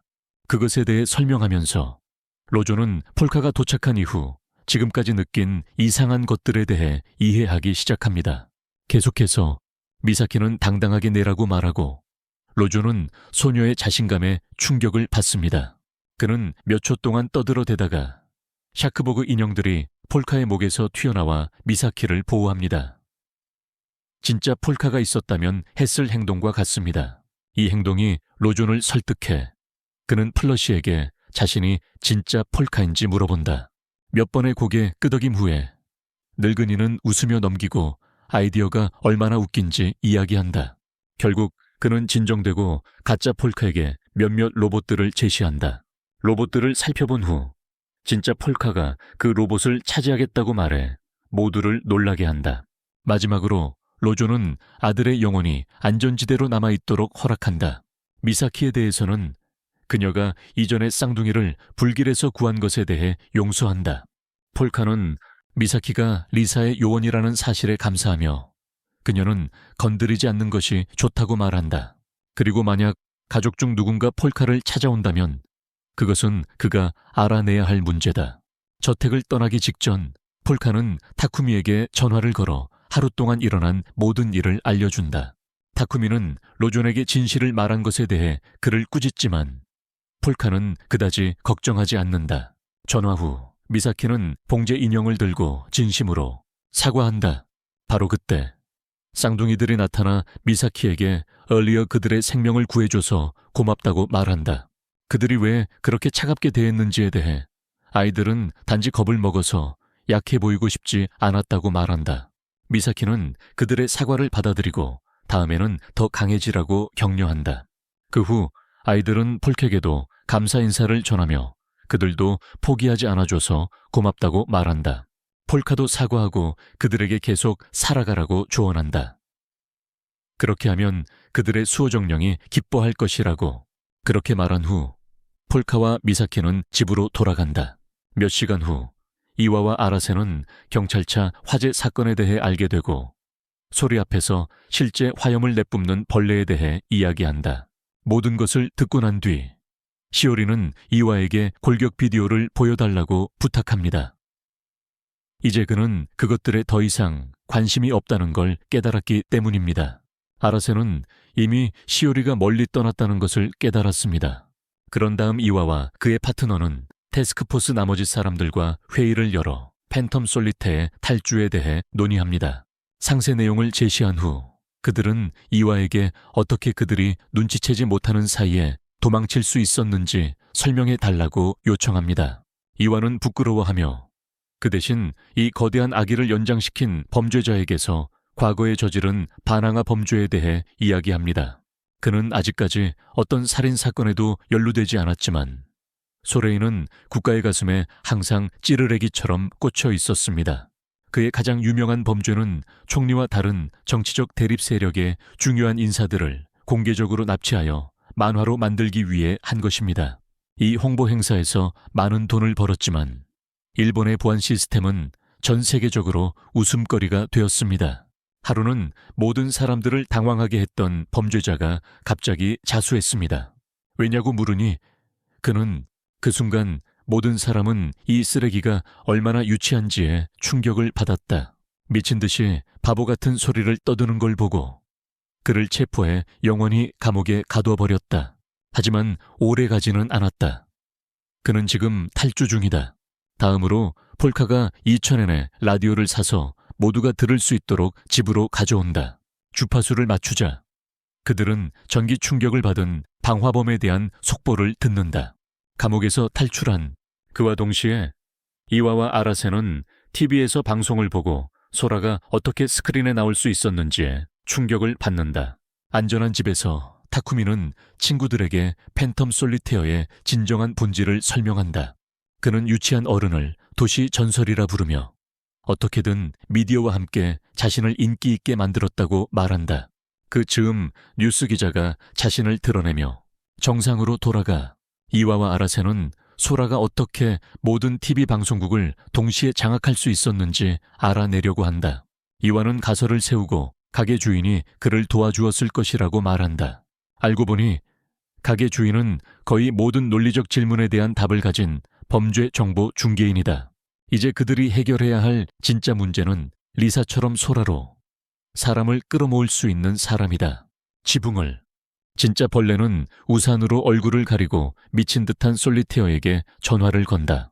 처음에 소라는 그들이 몇 발자국 떨어져 서 있는데 왜 벌레가 전화를 해야 하는지 이해하지 못했다. 글쎄, 불을 뿜는 괴물은 그저 조심하고 있다고 말한다. 그런 다음 솔에게 그가 어떤 사람인지 알아내기 위해 몇 가지 질문을 한다. 소라는 그가 낭비하는 것을 좋아하는 사람이라는 것을 시연을 통해 알리며 그것이 삶을 살 가치가 있다고 믿고 있다. 다음 장면에서 폴카와 그의 친구들은 소라와 그의 일본 내 모든 미디어에서의 인기에 대해 이야기한다. 타쿠미는 그의 옛 세계에 그런 사람이 있었는지 묻는다. 폴카는 그들에겐 파리 우이조라는 파괴의 동룡이 있었고 그는 나중에 시구로아에 의해 처치되었다고 말한다. 타쿠미는 이 주제에 흥미를 느끼며 재촉한다. 결국 그렇게 다르지 않을지도 모른다. 지붕으로 돌아가서 소라는 불을 내뿜는 벌레의 모든 공격을 피하며 그가 낭비하는 사람으로 잘 알려져 있고 그것을 즐긴다는 것을 범죄자에게 알린다. 불을 내뿜는 벌레가 더 이상 듣기 싫다고 결정을 내리자 그는 솔에게 자신의 인생 철학을 들려준다. 목숨이 걸린 상황에서 팬텀 솔리테어는 자신이 개자식이었던 것에 사과한 후 자신의 환상의 비결을 밝힌다. 그는 벌레의 우산 위에 나타나 그 벌레가 마법적 존재가 아니라는 것에 얼마나 실망했는지를 표현한다. 그에 대해 벌레는 동화에는 관심이 없다고 말한다. 소라는 신주쿠에서 일어나는 이 초자연적인 일들이 새로운 존재 때문이라고 말하며 벌레에게 그것을 처리할 계획이 있는지 묻는다. 불을 뿜는 벌레는 그렇다고 대답하며 그를 초대한다. 그녀에게 거기에 있는 아이, 놀란 그들은 실업자 여성에게 그들의 안전한 집에서 무엇을 하고 있는지 말해달라고 요청하지만 그녀는 설명을 하지 않는다. 대신 그녀는 자신의 망가진 부유한 몸을 방으로 끌고 들어가서 상어 테마의 침낭을 바닥에 아무렇게나 놓는다. 자신이 거기에 있는 이유를 설명할 시간에 사요는 먼저 자신을 소개하고 나중에 설명하기로 선택한다. 우선 그녀는 자신을 사요라고 부르며 그녀의 보조인인 레이를 소개하는데 레이는 훈련 중인 집사이기도 하다. 이에 타쿠미는 자신과 다른 두 사람을 미친 아이에게 소개한다. 폴카가 사요에게 왜 그들이 머무르는 동안 거기 있는지 말해달라고 묻자 사요는 상어 인형과 장난감이 불에 탔기 때문에 거기 머무르게 되었다고 말합니다. 미사키는 오히려 그녀를 비웃지만 레이는 로잔으로부터 직접 메시지를 받습니다. 비디오에서 로잔은 저택의 현재 상황을 설명하고 폴에게 소야와 레이를 돌보라고 부탁합니다. 메시지를 마무리하면서 로잔은 폴카가 그 건물을 주목하고 있다는 것을 알려주며 걱정할 필요는 없다고 합니다. 모든 것이 그의 보호를 위한 것입니다. 폴카는 악마 마법을 사용하여 주변에 몇 명의 다른 사람들이 있다는 것을 감지합니다. 이를 알고도 폴카는 차분하게 행동하지만 사요가 그의 생명을 노리는 사람일지도 모른다는 생각을 계속합니다. 다음 날 아침 폴카는 사요가 우울해하며 더 자고 싶어하는 모습을 발견합니다. 그 여자애와 지루한 대화를 나눈 후 폴카는 이 부잣집 아이가 얼마나 게으르고 멍청한지 알게 됩니다. 결국 그녀는 다시 잠에 빠지고 그녀의 말년 시설장은 그녀를 대신해 사과합니다. 게으른 사람은 견딜 수 없는 타쿠미는 방 하나를 청소하기로 결정합니다. 다시 잠에 들기 전에 반면에 레이는 그들이 특별한 대우를 필요로 하지 않는다고 알려주려고 한다. 그 말을 하고 나서 그는 모두를 위해 아침을 만들기 시작한다.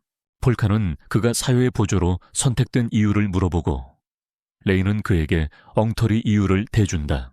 이어서 폴카는 현재 저택의 상태를 말해달라고 요청한다. 레이는 저택에 현재 경찰이 가득 차 있어서 그가 있어야 한다고 알려준다.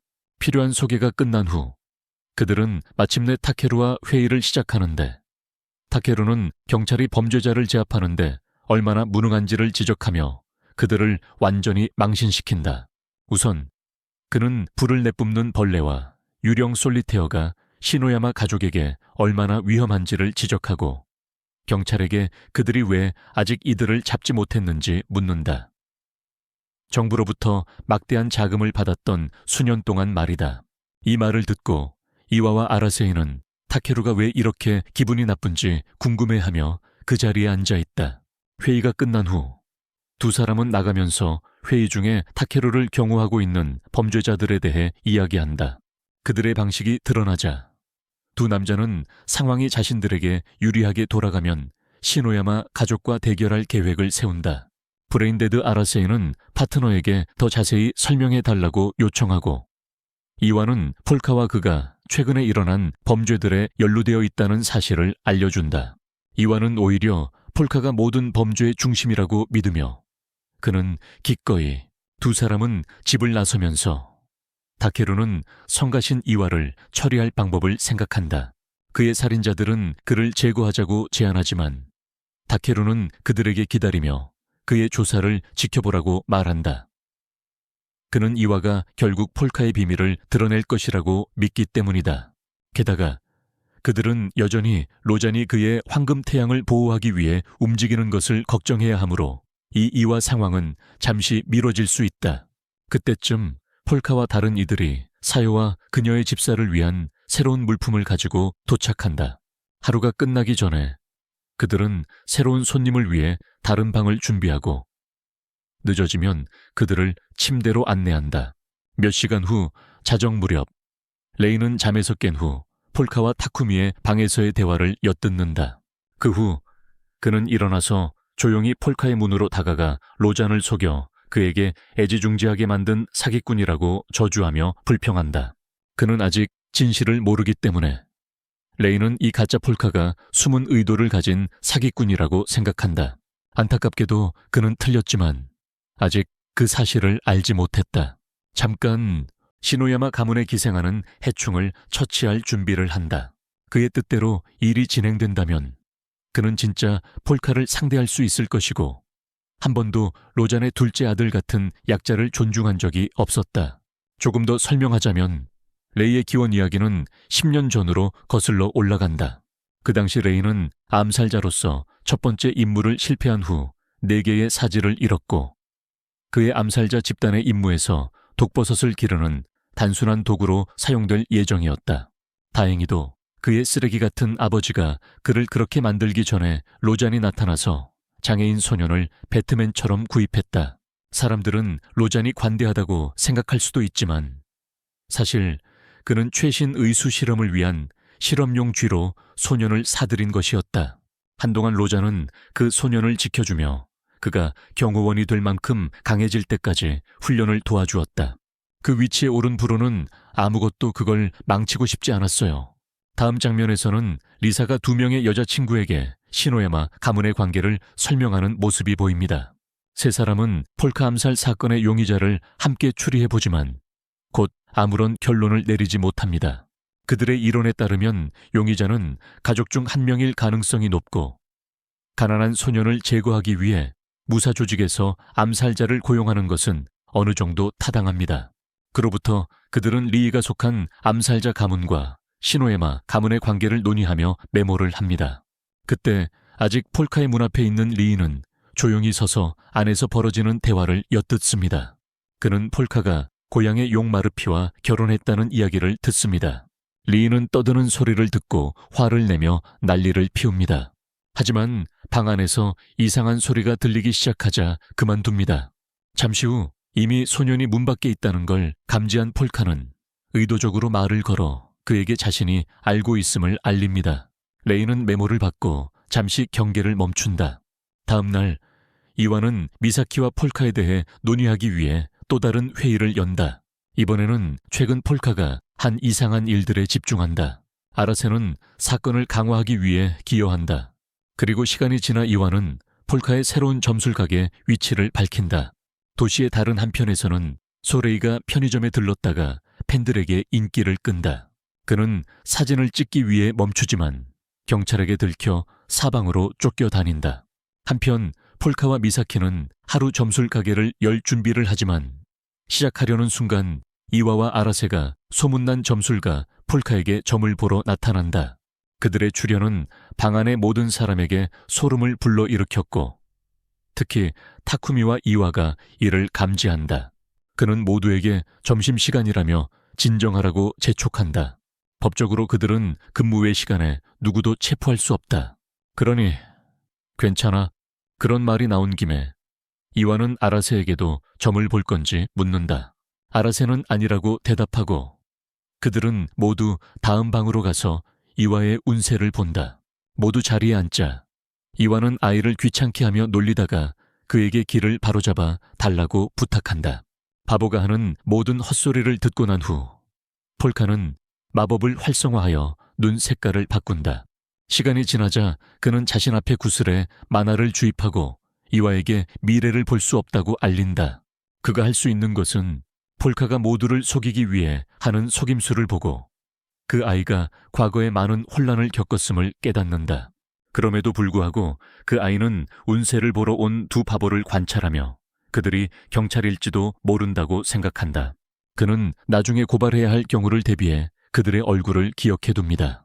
계속해서 폴카는 이와의 커뮤니티 안전부서의 비밀 직업을 파악하기 위해 마법을 사용합니다.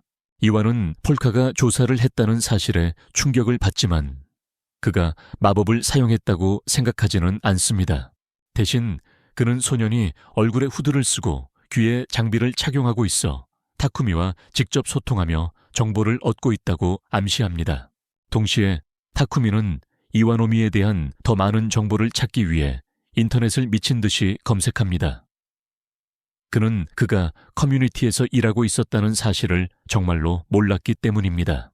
진행되는 동안 폴카는 이와의 중매업을 폭로한 뒤 그가 과거에 간직해온 특정한 감정적 상처에 대해 이야기합니다. 이 시점에서 이와는 이곳에서 뭔가 불순한 일이 일어나고 있다고 의심하며 진지해집니다. 분위기를 가볍게 유지하기 위해 이와는 폴카를 놀리며 그가 이른바 감정적인 상처에서 어떻게 스스로를 치유할 수 있는지 설명하라고 합니다.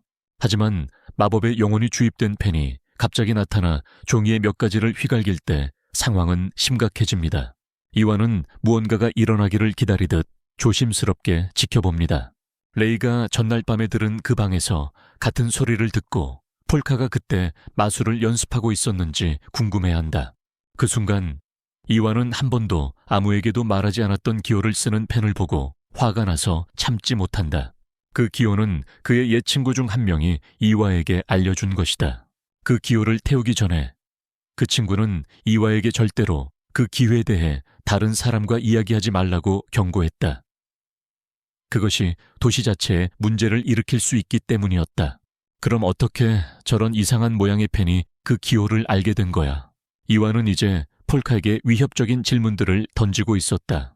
폴카는 차분하게 질문에 답한다. 결국 이와는 돈을 지불하고 동료와 함께 상점을 나간다. 폴카는 그들이 떠나기 전에 본명인 시체 신이라는 별명을 알려주며 그 이름을 절대 잊지 말라고 부탁한다. 이와는 메모지를 확인하고 방을 나가면서 레이에게 펜이 어떤 기호를 썼는지 궁금해한다. 그는 무엇이든 간에 그것이 폴카의 비밀과 연결되어 있어야 한다는 것을 깨닫고 곧 알아낼 것이라고 생각한다. 이에 그는 팀원들을 위해 저녁을 사겠다고 제안하고 소야는 그가 돌아오는 길에 상어 관련 물건을 사오는 것만 허락한다. 레이는 메모를 하고 떠난다. 다음 장면에서 아라세와 이와는 일하기 전에 매운 해물밥과 카레를 먹기 위해 식당에 들른다. 처음에는 테이블에 침묵이 흐르지만 이후 이와는 걸어가면서 모든 것을 이야기할 수 있도록 생각을 정리할 시간을 요청한다. 이 말을 들은 아라세는 침착함을 유지하며 이와가 정상으로 돌아온 것에 감사한다. 점심 식사 후 그들은 다시 일하러 가기 위해 길을 나선다. 그들이 알지 못했던 것은 레이가 그들에 대한 정보와 폴카에 대한 정보를 얻기 위해 조용히 그들을 뒤따르고 있다는 것이다. 도시의 다른 한쪽에서는 두 명이 야쿠자 보관소였지만 그들은 지키려는 것이 있었다. 그들이 종이 조각을 찾는 순간 불을 뿜는 벌레가 그들을 태워버린다. 그 다음으로 그는 평소의 메시지를 벽에 남기고 사리에게 자취를 감춘 솔리테어에게 장소를 떠난다. 사리는 이상한 조각을 찾아내고 이와가 이전에 미쳐버린 원인을 알게 된 기호를 발견한다. 그는 다음 공개 행사의 주제를 얻고 바로 시작한다. 몇 시간 후 타쿠미와 다른 사람들이 상점을 닫고 삼총사는 이와가 이전에 잠적한 이유를 논의하기 위해 모인다. 폴카가 설명하는 동안 이와는 이미 리사앱에서 정보를 얻으려고 노력하고 있다. 결국 그들은 5년 전 실종된 더러운 경찰을 폭로하던 공통의 친구가 있다는 것을 알게 된다. 이와는 지금까지 리사가 그 사람의 실종과 관련이 있다고 믿고 있다. 더군다나 그는 리사가 폴카와 연결되어 있다는 것을 알고 있으며 그것 자체로도 의심스럽다. 이미 이와의 속임수를 간파한 리사는 바보처럼 행동하며 이와에게 더 설명해 달라고 요청한다. 이와는 리사와 그들의 공통 친구인 호소로 기간의 연관성을 설명하려고 애쓰며 점점 더 화가 난다. 동시에 폴카는 그 남자에 대해 알고 있다고 고백하며 그 친구들에게 펜에 갇힌 영혼이 비슷한 이름을 가지고 있다고 인정한다. 그 사람이 같은 사람인지 아닌지는 아직 모른다. 이와가 그 이름을 부르는 것을 듣고 리사는 향수에 젖어 이와에게 왜 동시에 행복하고 화가 나 보이는지 묻는다. 이와는 자신이 너무 오랫동안 광대 역할을 해왔기 때문이라고 말한다. 그렇다고 해도 그는 여전히 도시의 어둠과 친구인 폴케게만 화가 난다. 그리고 호소로기가 그를 어린이 안전부서에 모집했다고 느낀다. 그는 폴카에게 안타까움을 느끼고 호소로기가 순수함을 그들의 어두운 삶의 끔찍한 부분으로 끌어들인 것에 화가 난다. 이 말을 듣고 리사는 자신이 폴카에게 건물을 임대해 줄 뿐이라고 알린다. 그녀는 그가 하는 일에 관여하지 않지만 그와 연결되는 기회를 놓치지 않을 것이다. 그 모든 것을 듣고 난 후 이완은 리세에게 주의를 기울일 것을 경고한다. 그러나 리사는 왜 그가 호소로기의 생존을 그렇게 확신하는지 묻는다. 이에 대해 이완은 그에게 너무 많은 정보가 있기 때문에 죽을 수 없다고 말한다. 그렇게 말한 후 그는 경찰력에 의해 호소로기가 은신해야 했던 범인들을 뿌리 뽑겠다고 약속하고 발을 나간다. 레이가 대화를 듣고 나서 호소로기와 리사 사이의 관계를 조사할 새로운 단서를 얻는다. 안전집에서 타쿠미는 호소로기가 경찰 부패를 조사했다는 사실을 알게 되고 패닉에 빠진다. 결국 펜 속에 갇힌 영혼은 실제로 호소로기이며 그는 이와와 아라세를 알고 있었다. 그 펜이 종이에 무엇을 그렸는지 제공하라고 요구했을 때 펜은 100만 엔을 요구했다. 물론 이것은 한심한 일이며 영혼이 돈을 쓸 수 없지만 펜은 폴카에게 왜 지불을 요구하는지 설명하며 그것은 그의 후회 중 하나 때문이라고 말한다. 이 시점에서 폴카는 폴라의 뜻대로 할 수밖에 없다. 그 다음으로 소리는 양조장 안전장소에서 회수한 문양에 대해 정보를 얻기 위해 감옥에 있는 그로서를 방문한다. 처음 몇 분 동안 두 사람은 정보 교환에 대해 이야기하다가 소리가 문양을 제공하고 그 의미를 묻자 진지하게 변한다. 그로서는 종이 조각을 받아들고 가격에 대해 이야기하기 시작한다. 그로서의 출신 이야기를 간단히 듣고 나서 소리는 그로서가 국가를 망치거나 세우는데 영향을 미칠 수 있는 정보를 다루는데 얼마나 강력한 능력을 가지고 있는지 깨닫는다. 현재까지 그로서가 거래할 수 없는 유일한 것은 사람들의 마음뿐이며 곧 그 부분도 해결될 것이다. 그에게 작은 선물을 주고 나서 소리는 무릎을 꿇고 웃음을 유발하려고 애쓴다. 그러나 그의 농담은 지루해서 그로서는 시간을 낭비했다며 3개의 와플 스틱만 제공한다. 부끄럽지도 않은 소리는 와플 스틱을 받고 나서 그로서에게 최소한 정보의 샘플이라도 제공해달라고 요청한다. 그로서는 몇 초 동안 떠들다가 마침내 문양 중 하나가 검이라는 것을 밝힌다. 이를 듣고 소리는 그 정보를 얻기 위해 얼마를 내야 하는지 가게 주인에게 묻는다. D-Day가 가까워지면서 온 도시가 그 계자식이 무엇을 계획하고 있는지 기다리고 있다.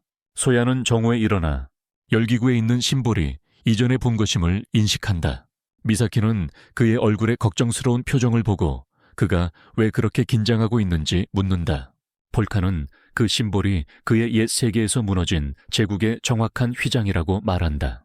무언가를 하기 전에 폴카는 제국의 휘장이 어떻게 만들어졌는지에 대한 스승의 가르침을 떠올릴 시간을 갖는다. 회상 후 부르는 소리가 어떻게 그런 심볼을 손에 넣었는지 궁금해하며 이 세계가 그의 옛 세계와 다르다고 생각했음을 느낀다.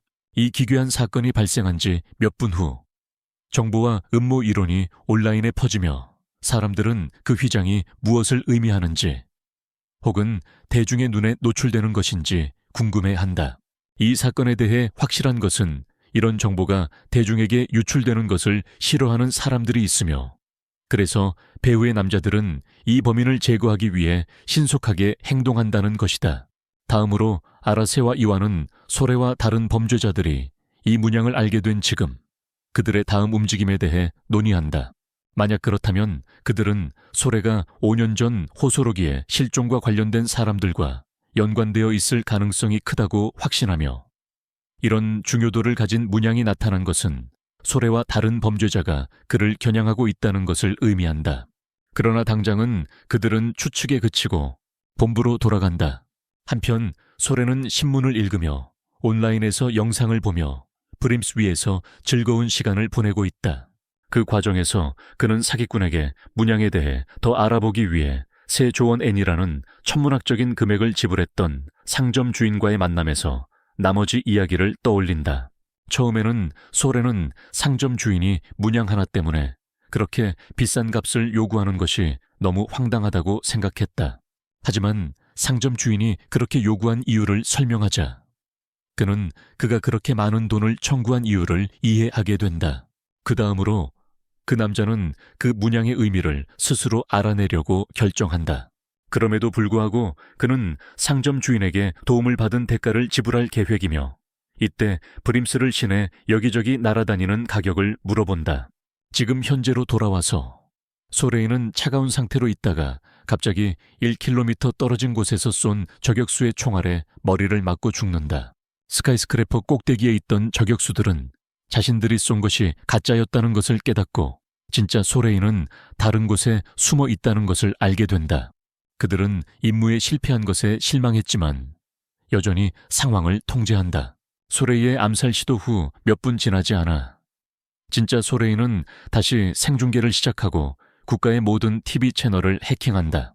이번에는 그가 어떤 조직이 경찰 정보를 단 1시간 만에 분석하고 그를 조용히 하기 위해 관측 포인트로 저격수들을 보내려 했다는 것을 지적하며 그것이 어리석은 상징 때문이라고 말한다.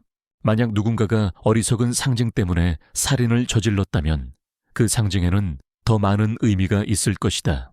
상징의 진정한 의미를 알아내기 위해 소레이는 보상을 내걸고 그 상징을 해독하는 사람에게 상당한 금액을 지불하겠다고 약속한다.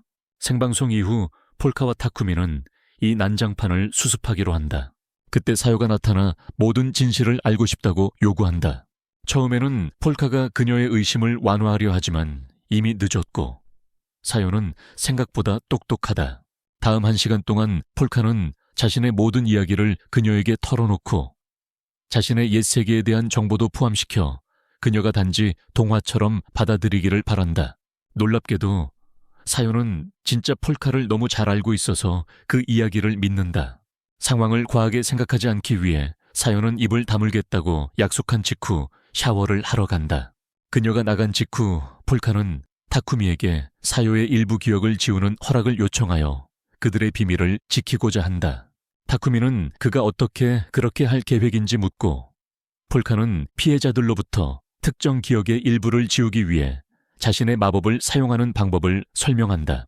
모든 이야기를 듣고 타쿠미는 걱정이 되어 폴카에게 그가 처음에 부하들과 인간에게 그렇게 했던 것인지 묻는다.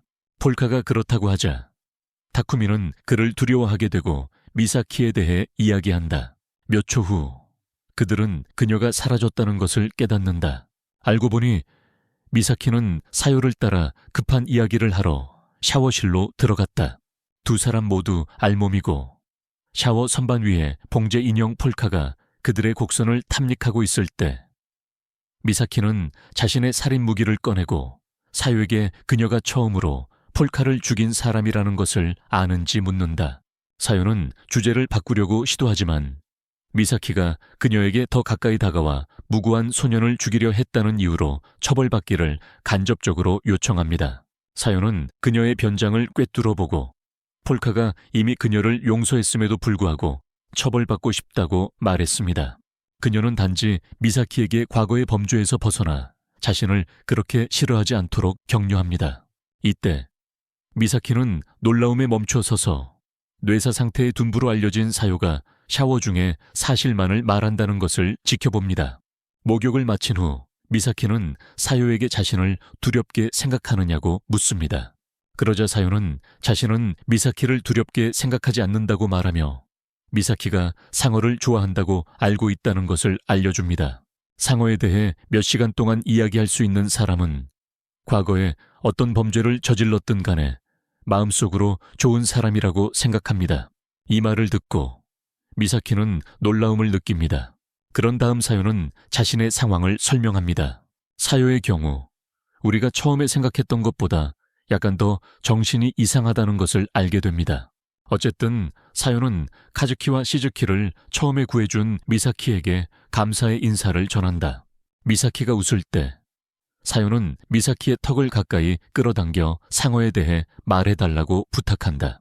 옷을 모두 입은 후 미사키와 사요는 타쿠미와 폴카와 함께 발견한 내용을 논의하기 위해 거실로 돌아간다.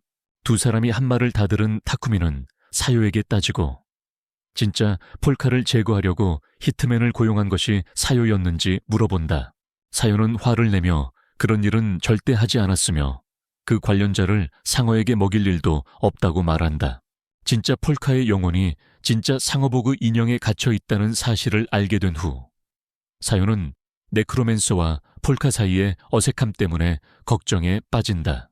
시간이 지나면서 사요는 네크로맨서 폴카에게 자신을 상어로 만들어 진짜 폴카에게 자신의 몸을 빌려주도록 청한다. 폴카가 그렇게 하기를 거부하자 그들은 더 시급한 문제들을 논의하기로 한다. 먼저 그들은 이 문양을 사용한 음모의 배후에 있는 음험한 조직을 알아내야 한다. 폴카는 이 문양을 더럽히고 악용한 자들을 처벌해야 한다고 느낀다. 타쿠미는 그의 감정에 동의하고 다음 계획으로 넘어갑니다. 그 전에 그들은 소리와 그의 그 휘장을 공개하려는 의도에 대해 이야기합니다.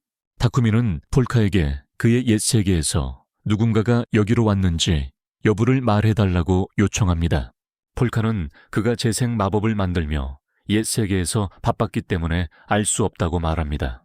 시간이 지나면서 그들은 폴카가 지금까지 사용한 해골들과의 연결에 대해 이야기하고 그는 그들을 나쁜 사람으로 지명되기 훨씬 전에 자유롭게 해주었다고 말합니다. 이제 그들로부터 정보를 얻어야 하는 상황에서 그는 자신이 단연간 변해버린 모습을 보여주기 부끄러워서 다시 부르러 가는 것이 마음이 아픕니다. 그 시점에서 사요는 그 남자에게 그만 좀 시끄럽고 유령들이 그의 죄를 용서해 줄 것이라고 믿으라고 합니다. 폴카는 그녀의 조언을 듣고 그들의 대화는 잠시 엉뚱한 방향으로 흘러갑니다. 다시 본론으로 돌아오자 타쿠미는 그 상징의 목적을 조사하고 왜 그렇게 중요한지 알아보겠다고 결정합니다. 그 과정에서 빙의된 펜은 폴카에게 조심하라고 경고한다. 경찰이 그가 생각하는 것보다 더 음흉하다고. 다음으로 이와는 도쿄 메트로폴리탄 경찰청에 도착하여 총감독인 타카스 지로를 만난다. 사무실에 들어가자마자 지로는 이와의 격식을 언급하고 이와가 힘든 일을 할 용기가 있는지 묻는다. 이와는 침묵을 지키고 타쿠미와 다른 사람들은 총감독이 누구인지 알아낸다. 호소로기가 그들에게 몇 가지 비밀을 알려주자 모두 더욱 의심하게 된다. 사장실로 돌아가서 이와는 자신의 주장을 펼치고 지로는 호소로기에 대해 불안한 질문을 쏟아낸다. 이와는 차분하게 반응하고 이를 지로가 주목하게 된다.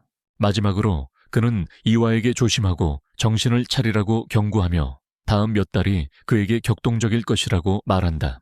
다른 사소한 정보를 정리한 후 지로는 그들의 공통적인 실에 대해 이야기한다. 어딘가에서는 시로 본인이 공원에서 경찰청에 침입하려는 해커들에 대해 난이라는 사람과 이야기하고 있다.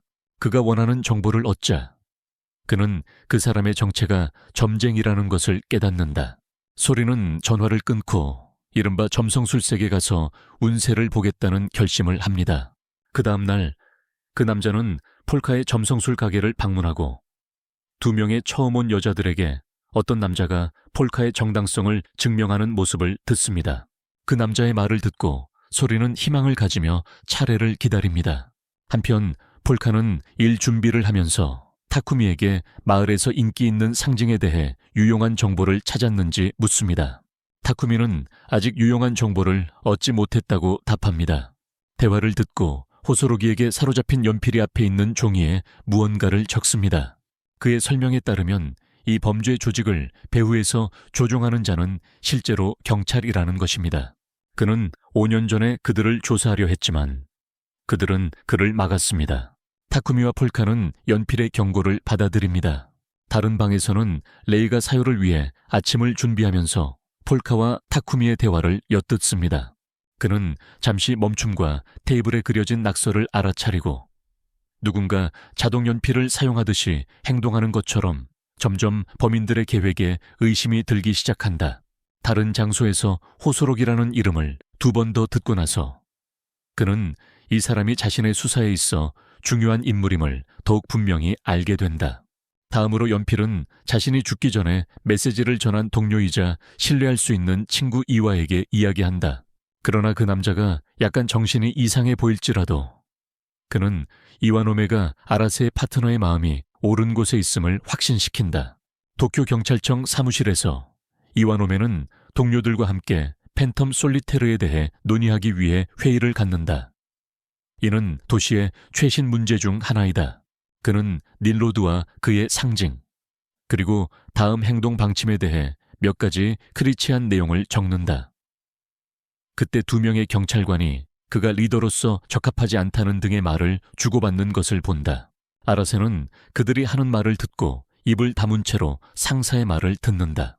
운세를 보는 가게를 열고 1시간이 지나자 폴카는 변장한 팬텀 솔리테르를 마침내 만난다. 폴카는 바로 앞에 있는 노인이 불쌍하다는 것을 알 수 있었지만 조용히 그의 게임에 끼워 맞추기 위해 침묵을 유지했다.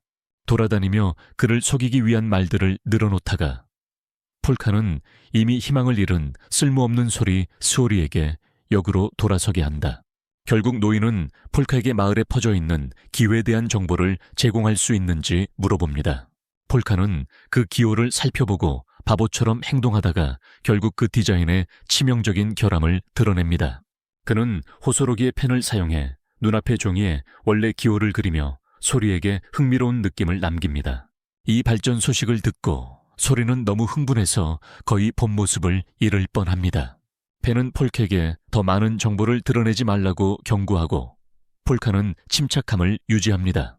소리가 떠나려 할 때 폴카는 그를 호출하고 휠체어에 앉아있는 양갈래 머리 소녀에 대해 묻습니다. 이 말을 듣고 소리는 발이 굳어버립니다. 그는 그 여자에 대해 아무에게도 말한 적이 없기 때문입니다.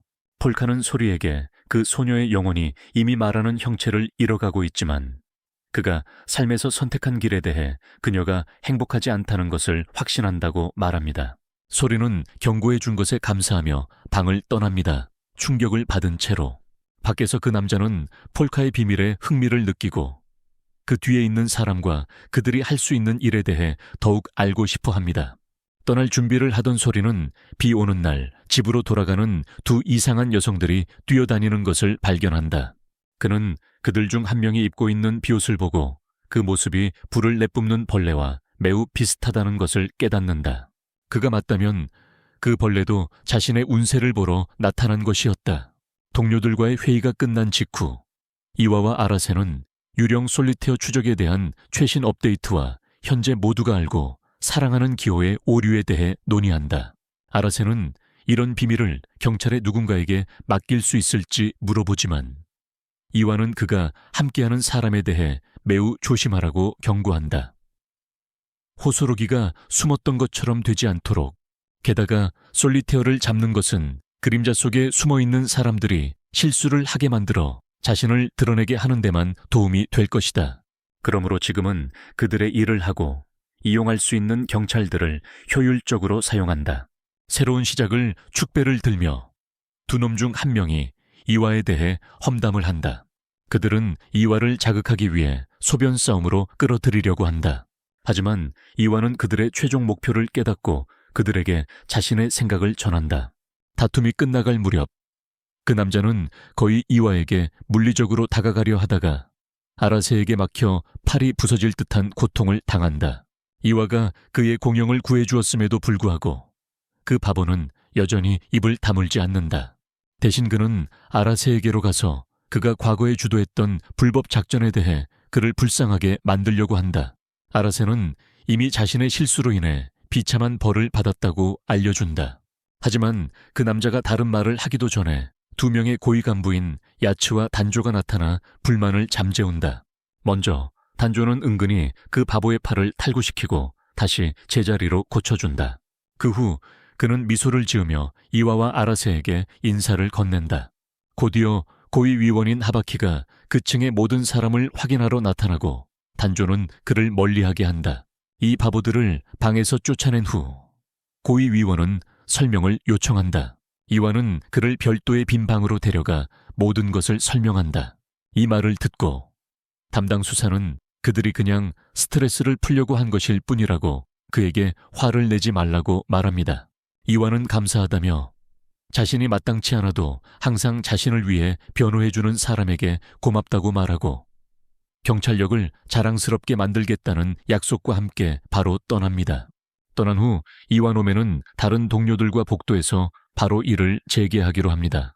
밤이 찾아오자 자신의 수사 보고서를 읽다 문 옥상에서 움직임을 발견하고 확인하러 나갑니다. 그곳에 도착한 이완은 본인이라며 폴카를 직접 확인하겠다는 망나니 같은 말을 반복하며 미쳐 돌아댑니다. 한마디도 하지 않고 레이는 구석에 숨어 카네를 겨냥해 발사합니다.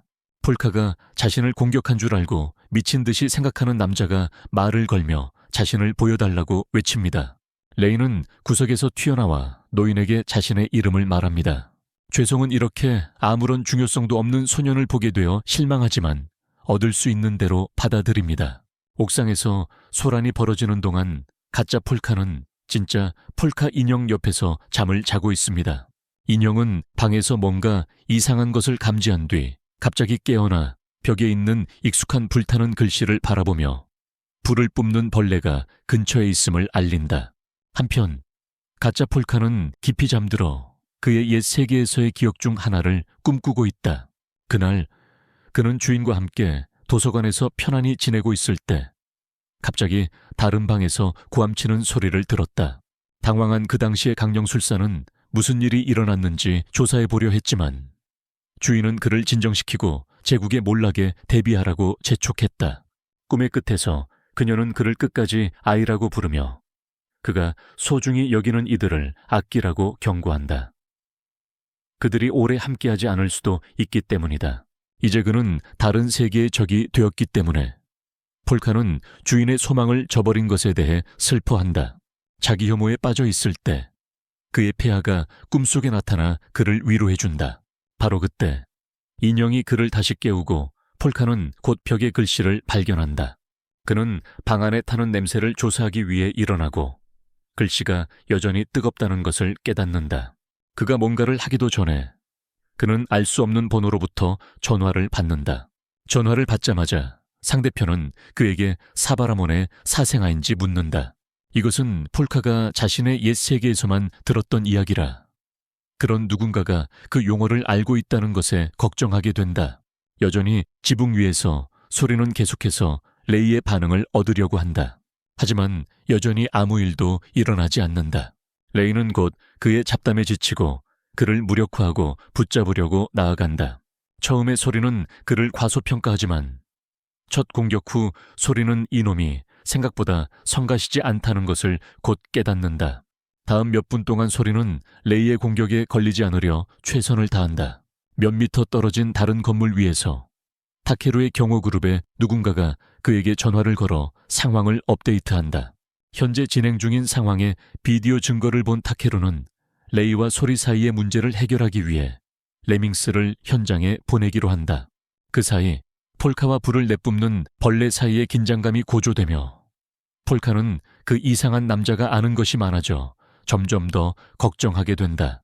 그는 그의 옛 세계에 대해 몇 가지 질문을 하고 그 남자는 자신이 아무것도 알지 못한다고 말합니다.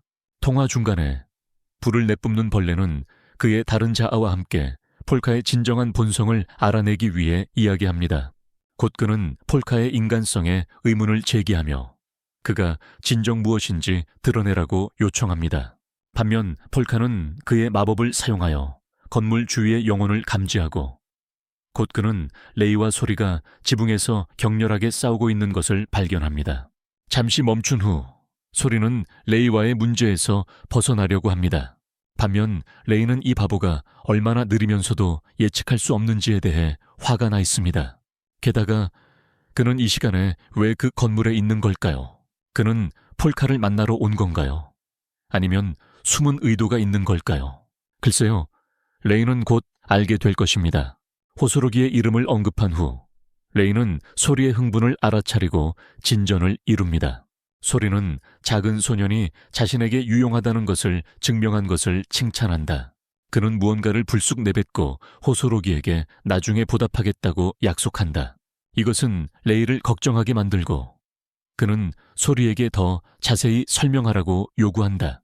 소리는 곧 자신이 바보로 놀아났다는 것을 깨닫지만 차분함을 유지하고 이야기를 일관되게 하기 위해 거짓말을 한다. 레이는 모든 헛소리를 꿰뚫어보고 이런 바보가 시노야마 가족에 위협이 될 수 있는지 궁금해한다. 몇 마디 비아냥거림이 오간 후 두 사람은 싸움을 계속한다. 그러나 2라운드가 시작되려는 순간 레밍스가 나타나고 즉시 분위기를 망쳐버린다. 레이는 레밍스의 도착을 알아차리고 그의 존재에 대해 걱정한다.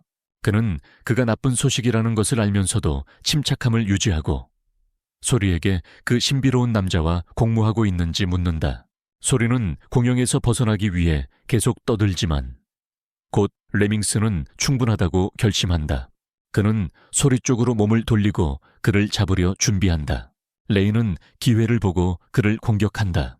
싸움이 벌어지는 동안 타케루의 부하들은 작은 녀석이 레밍스를 공격하는 것에 대해 조금 걱정한다. 그러나 타케루는 레이의 안전에 대해 걱정하지 말라고 그들에게 확신시킨다. 레밍스에게 레이를 제외하라고 분명히 말했다.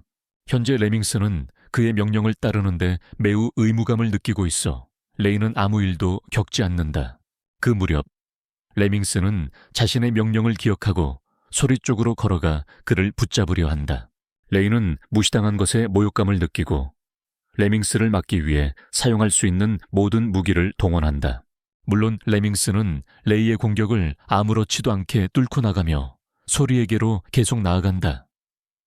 소리는 그의 소나귀에서 탈출하려 필사적으로 시도한다. 그가 몇 분 동안 계속 떠들어대면서 레이는 소리가 사실 레밍스의 친구가 아닐 수도 있다는 것을 깨닫게 된다. 하룻밤에 소리에게서 충분히 듣고 나서 그는 자신의 정신을 위해 둘 다 없애기로 결심한다.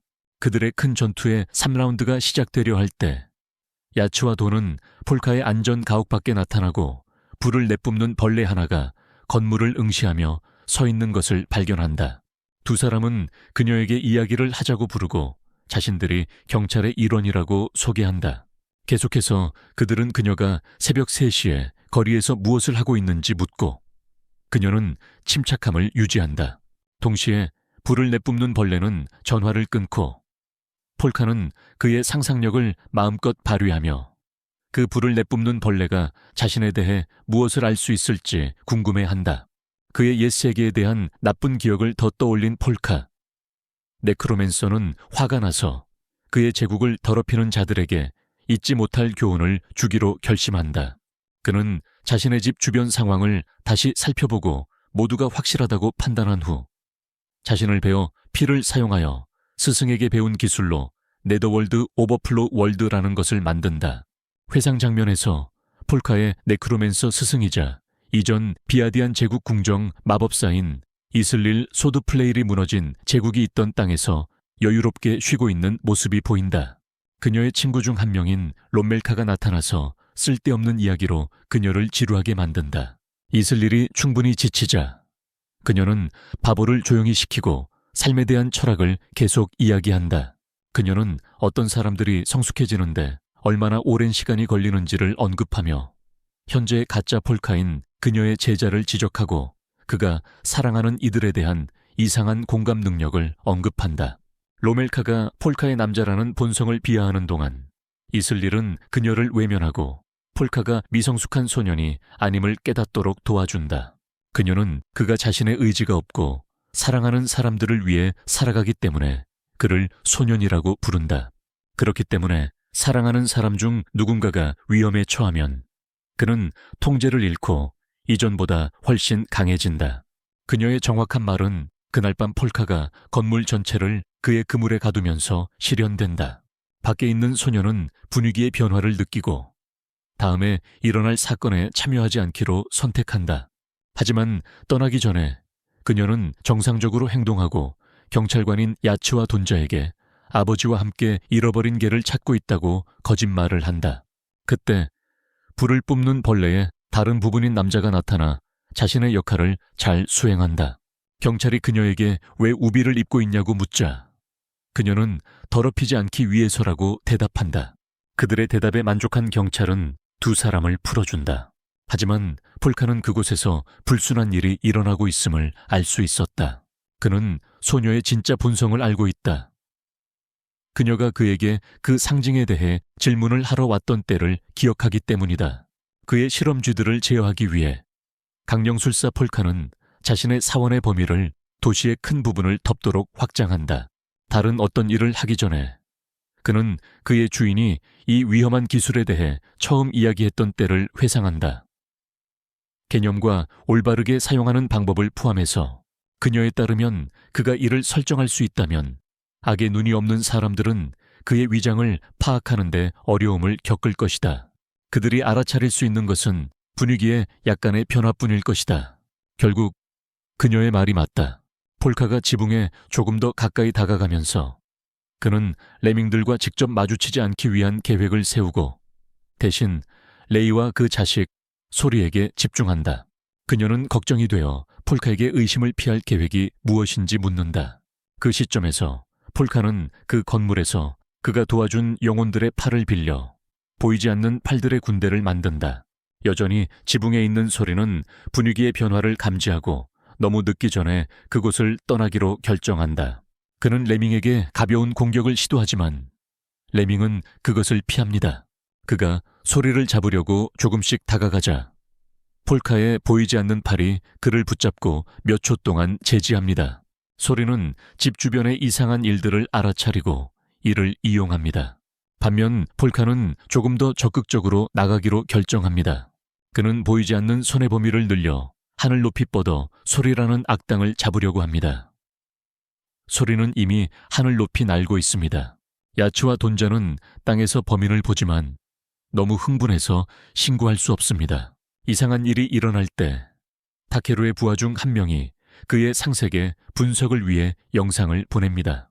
영상을 본 타케루는 자신의 도시에서 그런 일이 일어나고 있다는 것에 충격을 받습니다. 폴카는 자신의 속임수를 유지하기 위해 만화를 계속 유지합니다. 소리는 곧 불을 내뿜는 벌레가 자신을 이용해 진짜 폴카와 대화하기 위한 미끼로 사용하고 있다는 것을 깨닫습니다. 하지만 지금은 그가 기분이 좋기 때문에 그를 용서하기로 선택합니다. 소리가 자유로 떠가는 모습을 보며 폴카는 보이지 않는 팔을 강화하고 가능한 한 많이 건물 밖으로 뻗어 레밍과 소리를 잡으려 합니다. 몇 분 동안 그들을 쫓지만 결국 아무도 잡지 못합니다. 그런 안타까운 시간과 에너지 낭비 후 폴카는 불을 내뿜는 벌레의 자아 중 하나인 여자를 잡아서 기쁩니다. 도시의 다른 한편에서는 호소로기의 죽음과 관련된 부패 경찰 중 한 명이 부패 경찰 포럼에 로그인하여 동료들과 앞으로 나아갈 길을 논의합니다. 그날 밤의 사건에서 작용할 수 있는 오컬트적 힘을 깨달은 부패 경찰들은 모두 그 힘을 자신들 소유로 확보하기로 결정합니다. 이와와 아라세는 상황을 통제할 수 있도록 가능한 한 빨리 현장을 확보하기 위해 서두릅니다. 리사도 경찰의 도착 소식을 듣고 상황을 정리할 준비를 합니다. 어디선가 하인을 차려입은 한 남자가 어두운 방으로 들어가 최근 도시에서 일어난 일들로 스릴을 느끼고 있는 어떤 여인을 맞이합니다.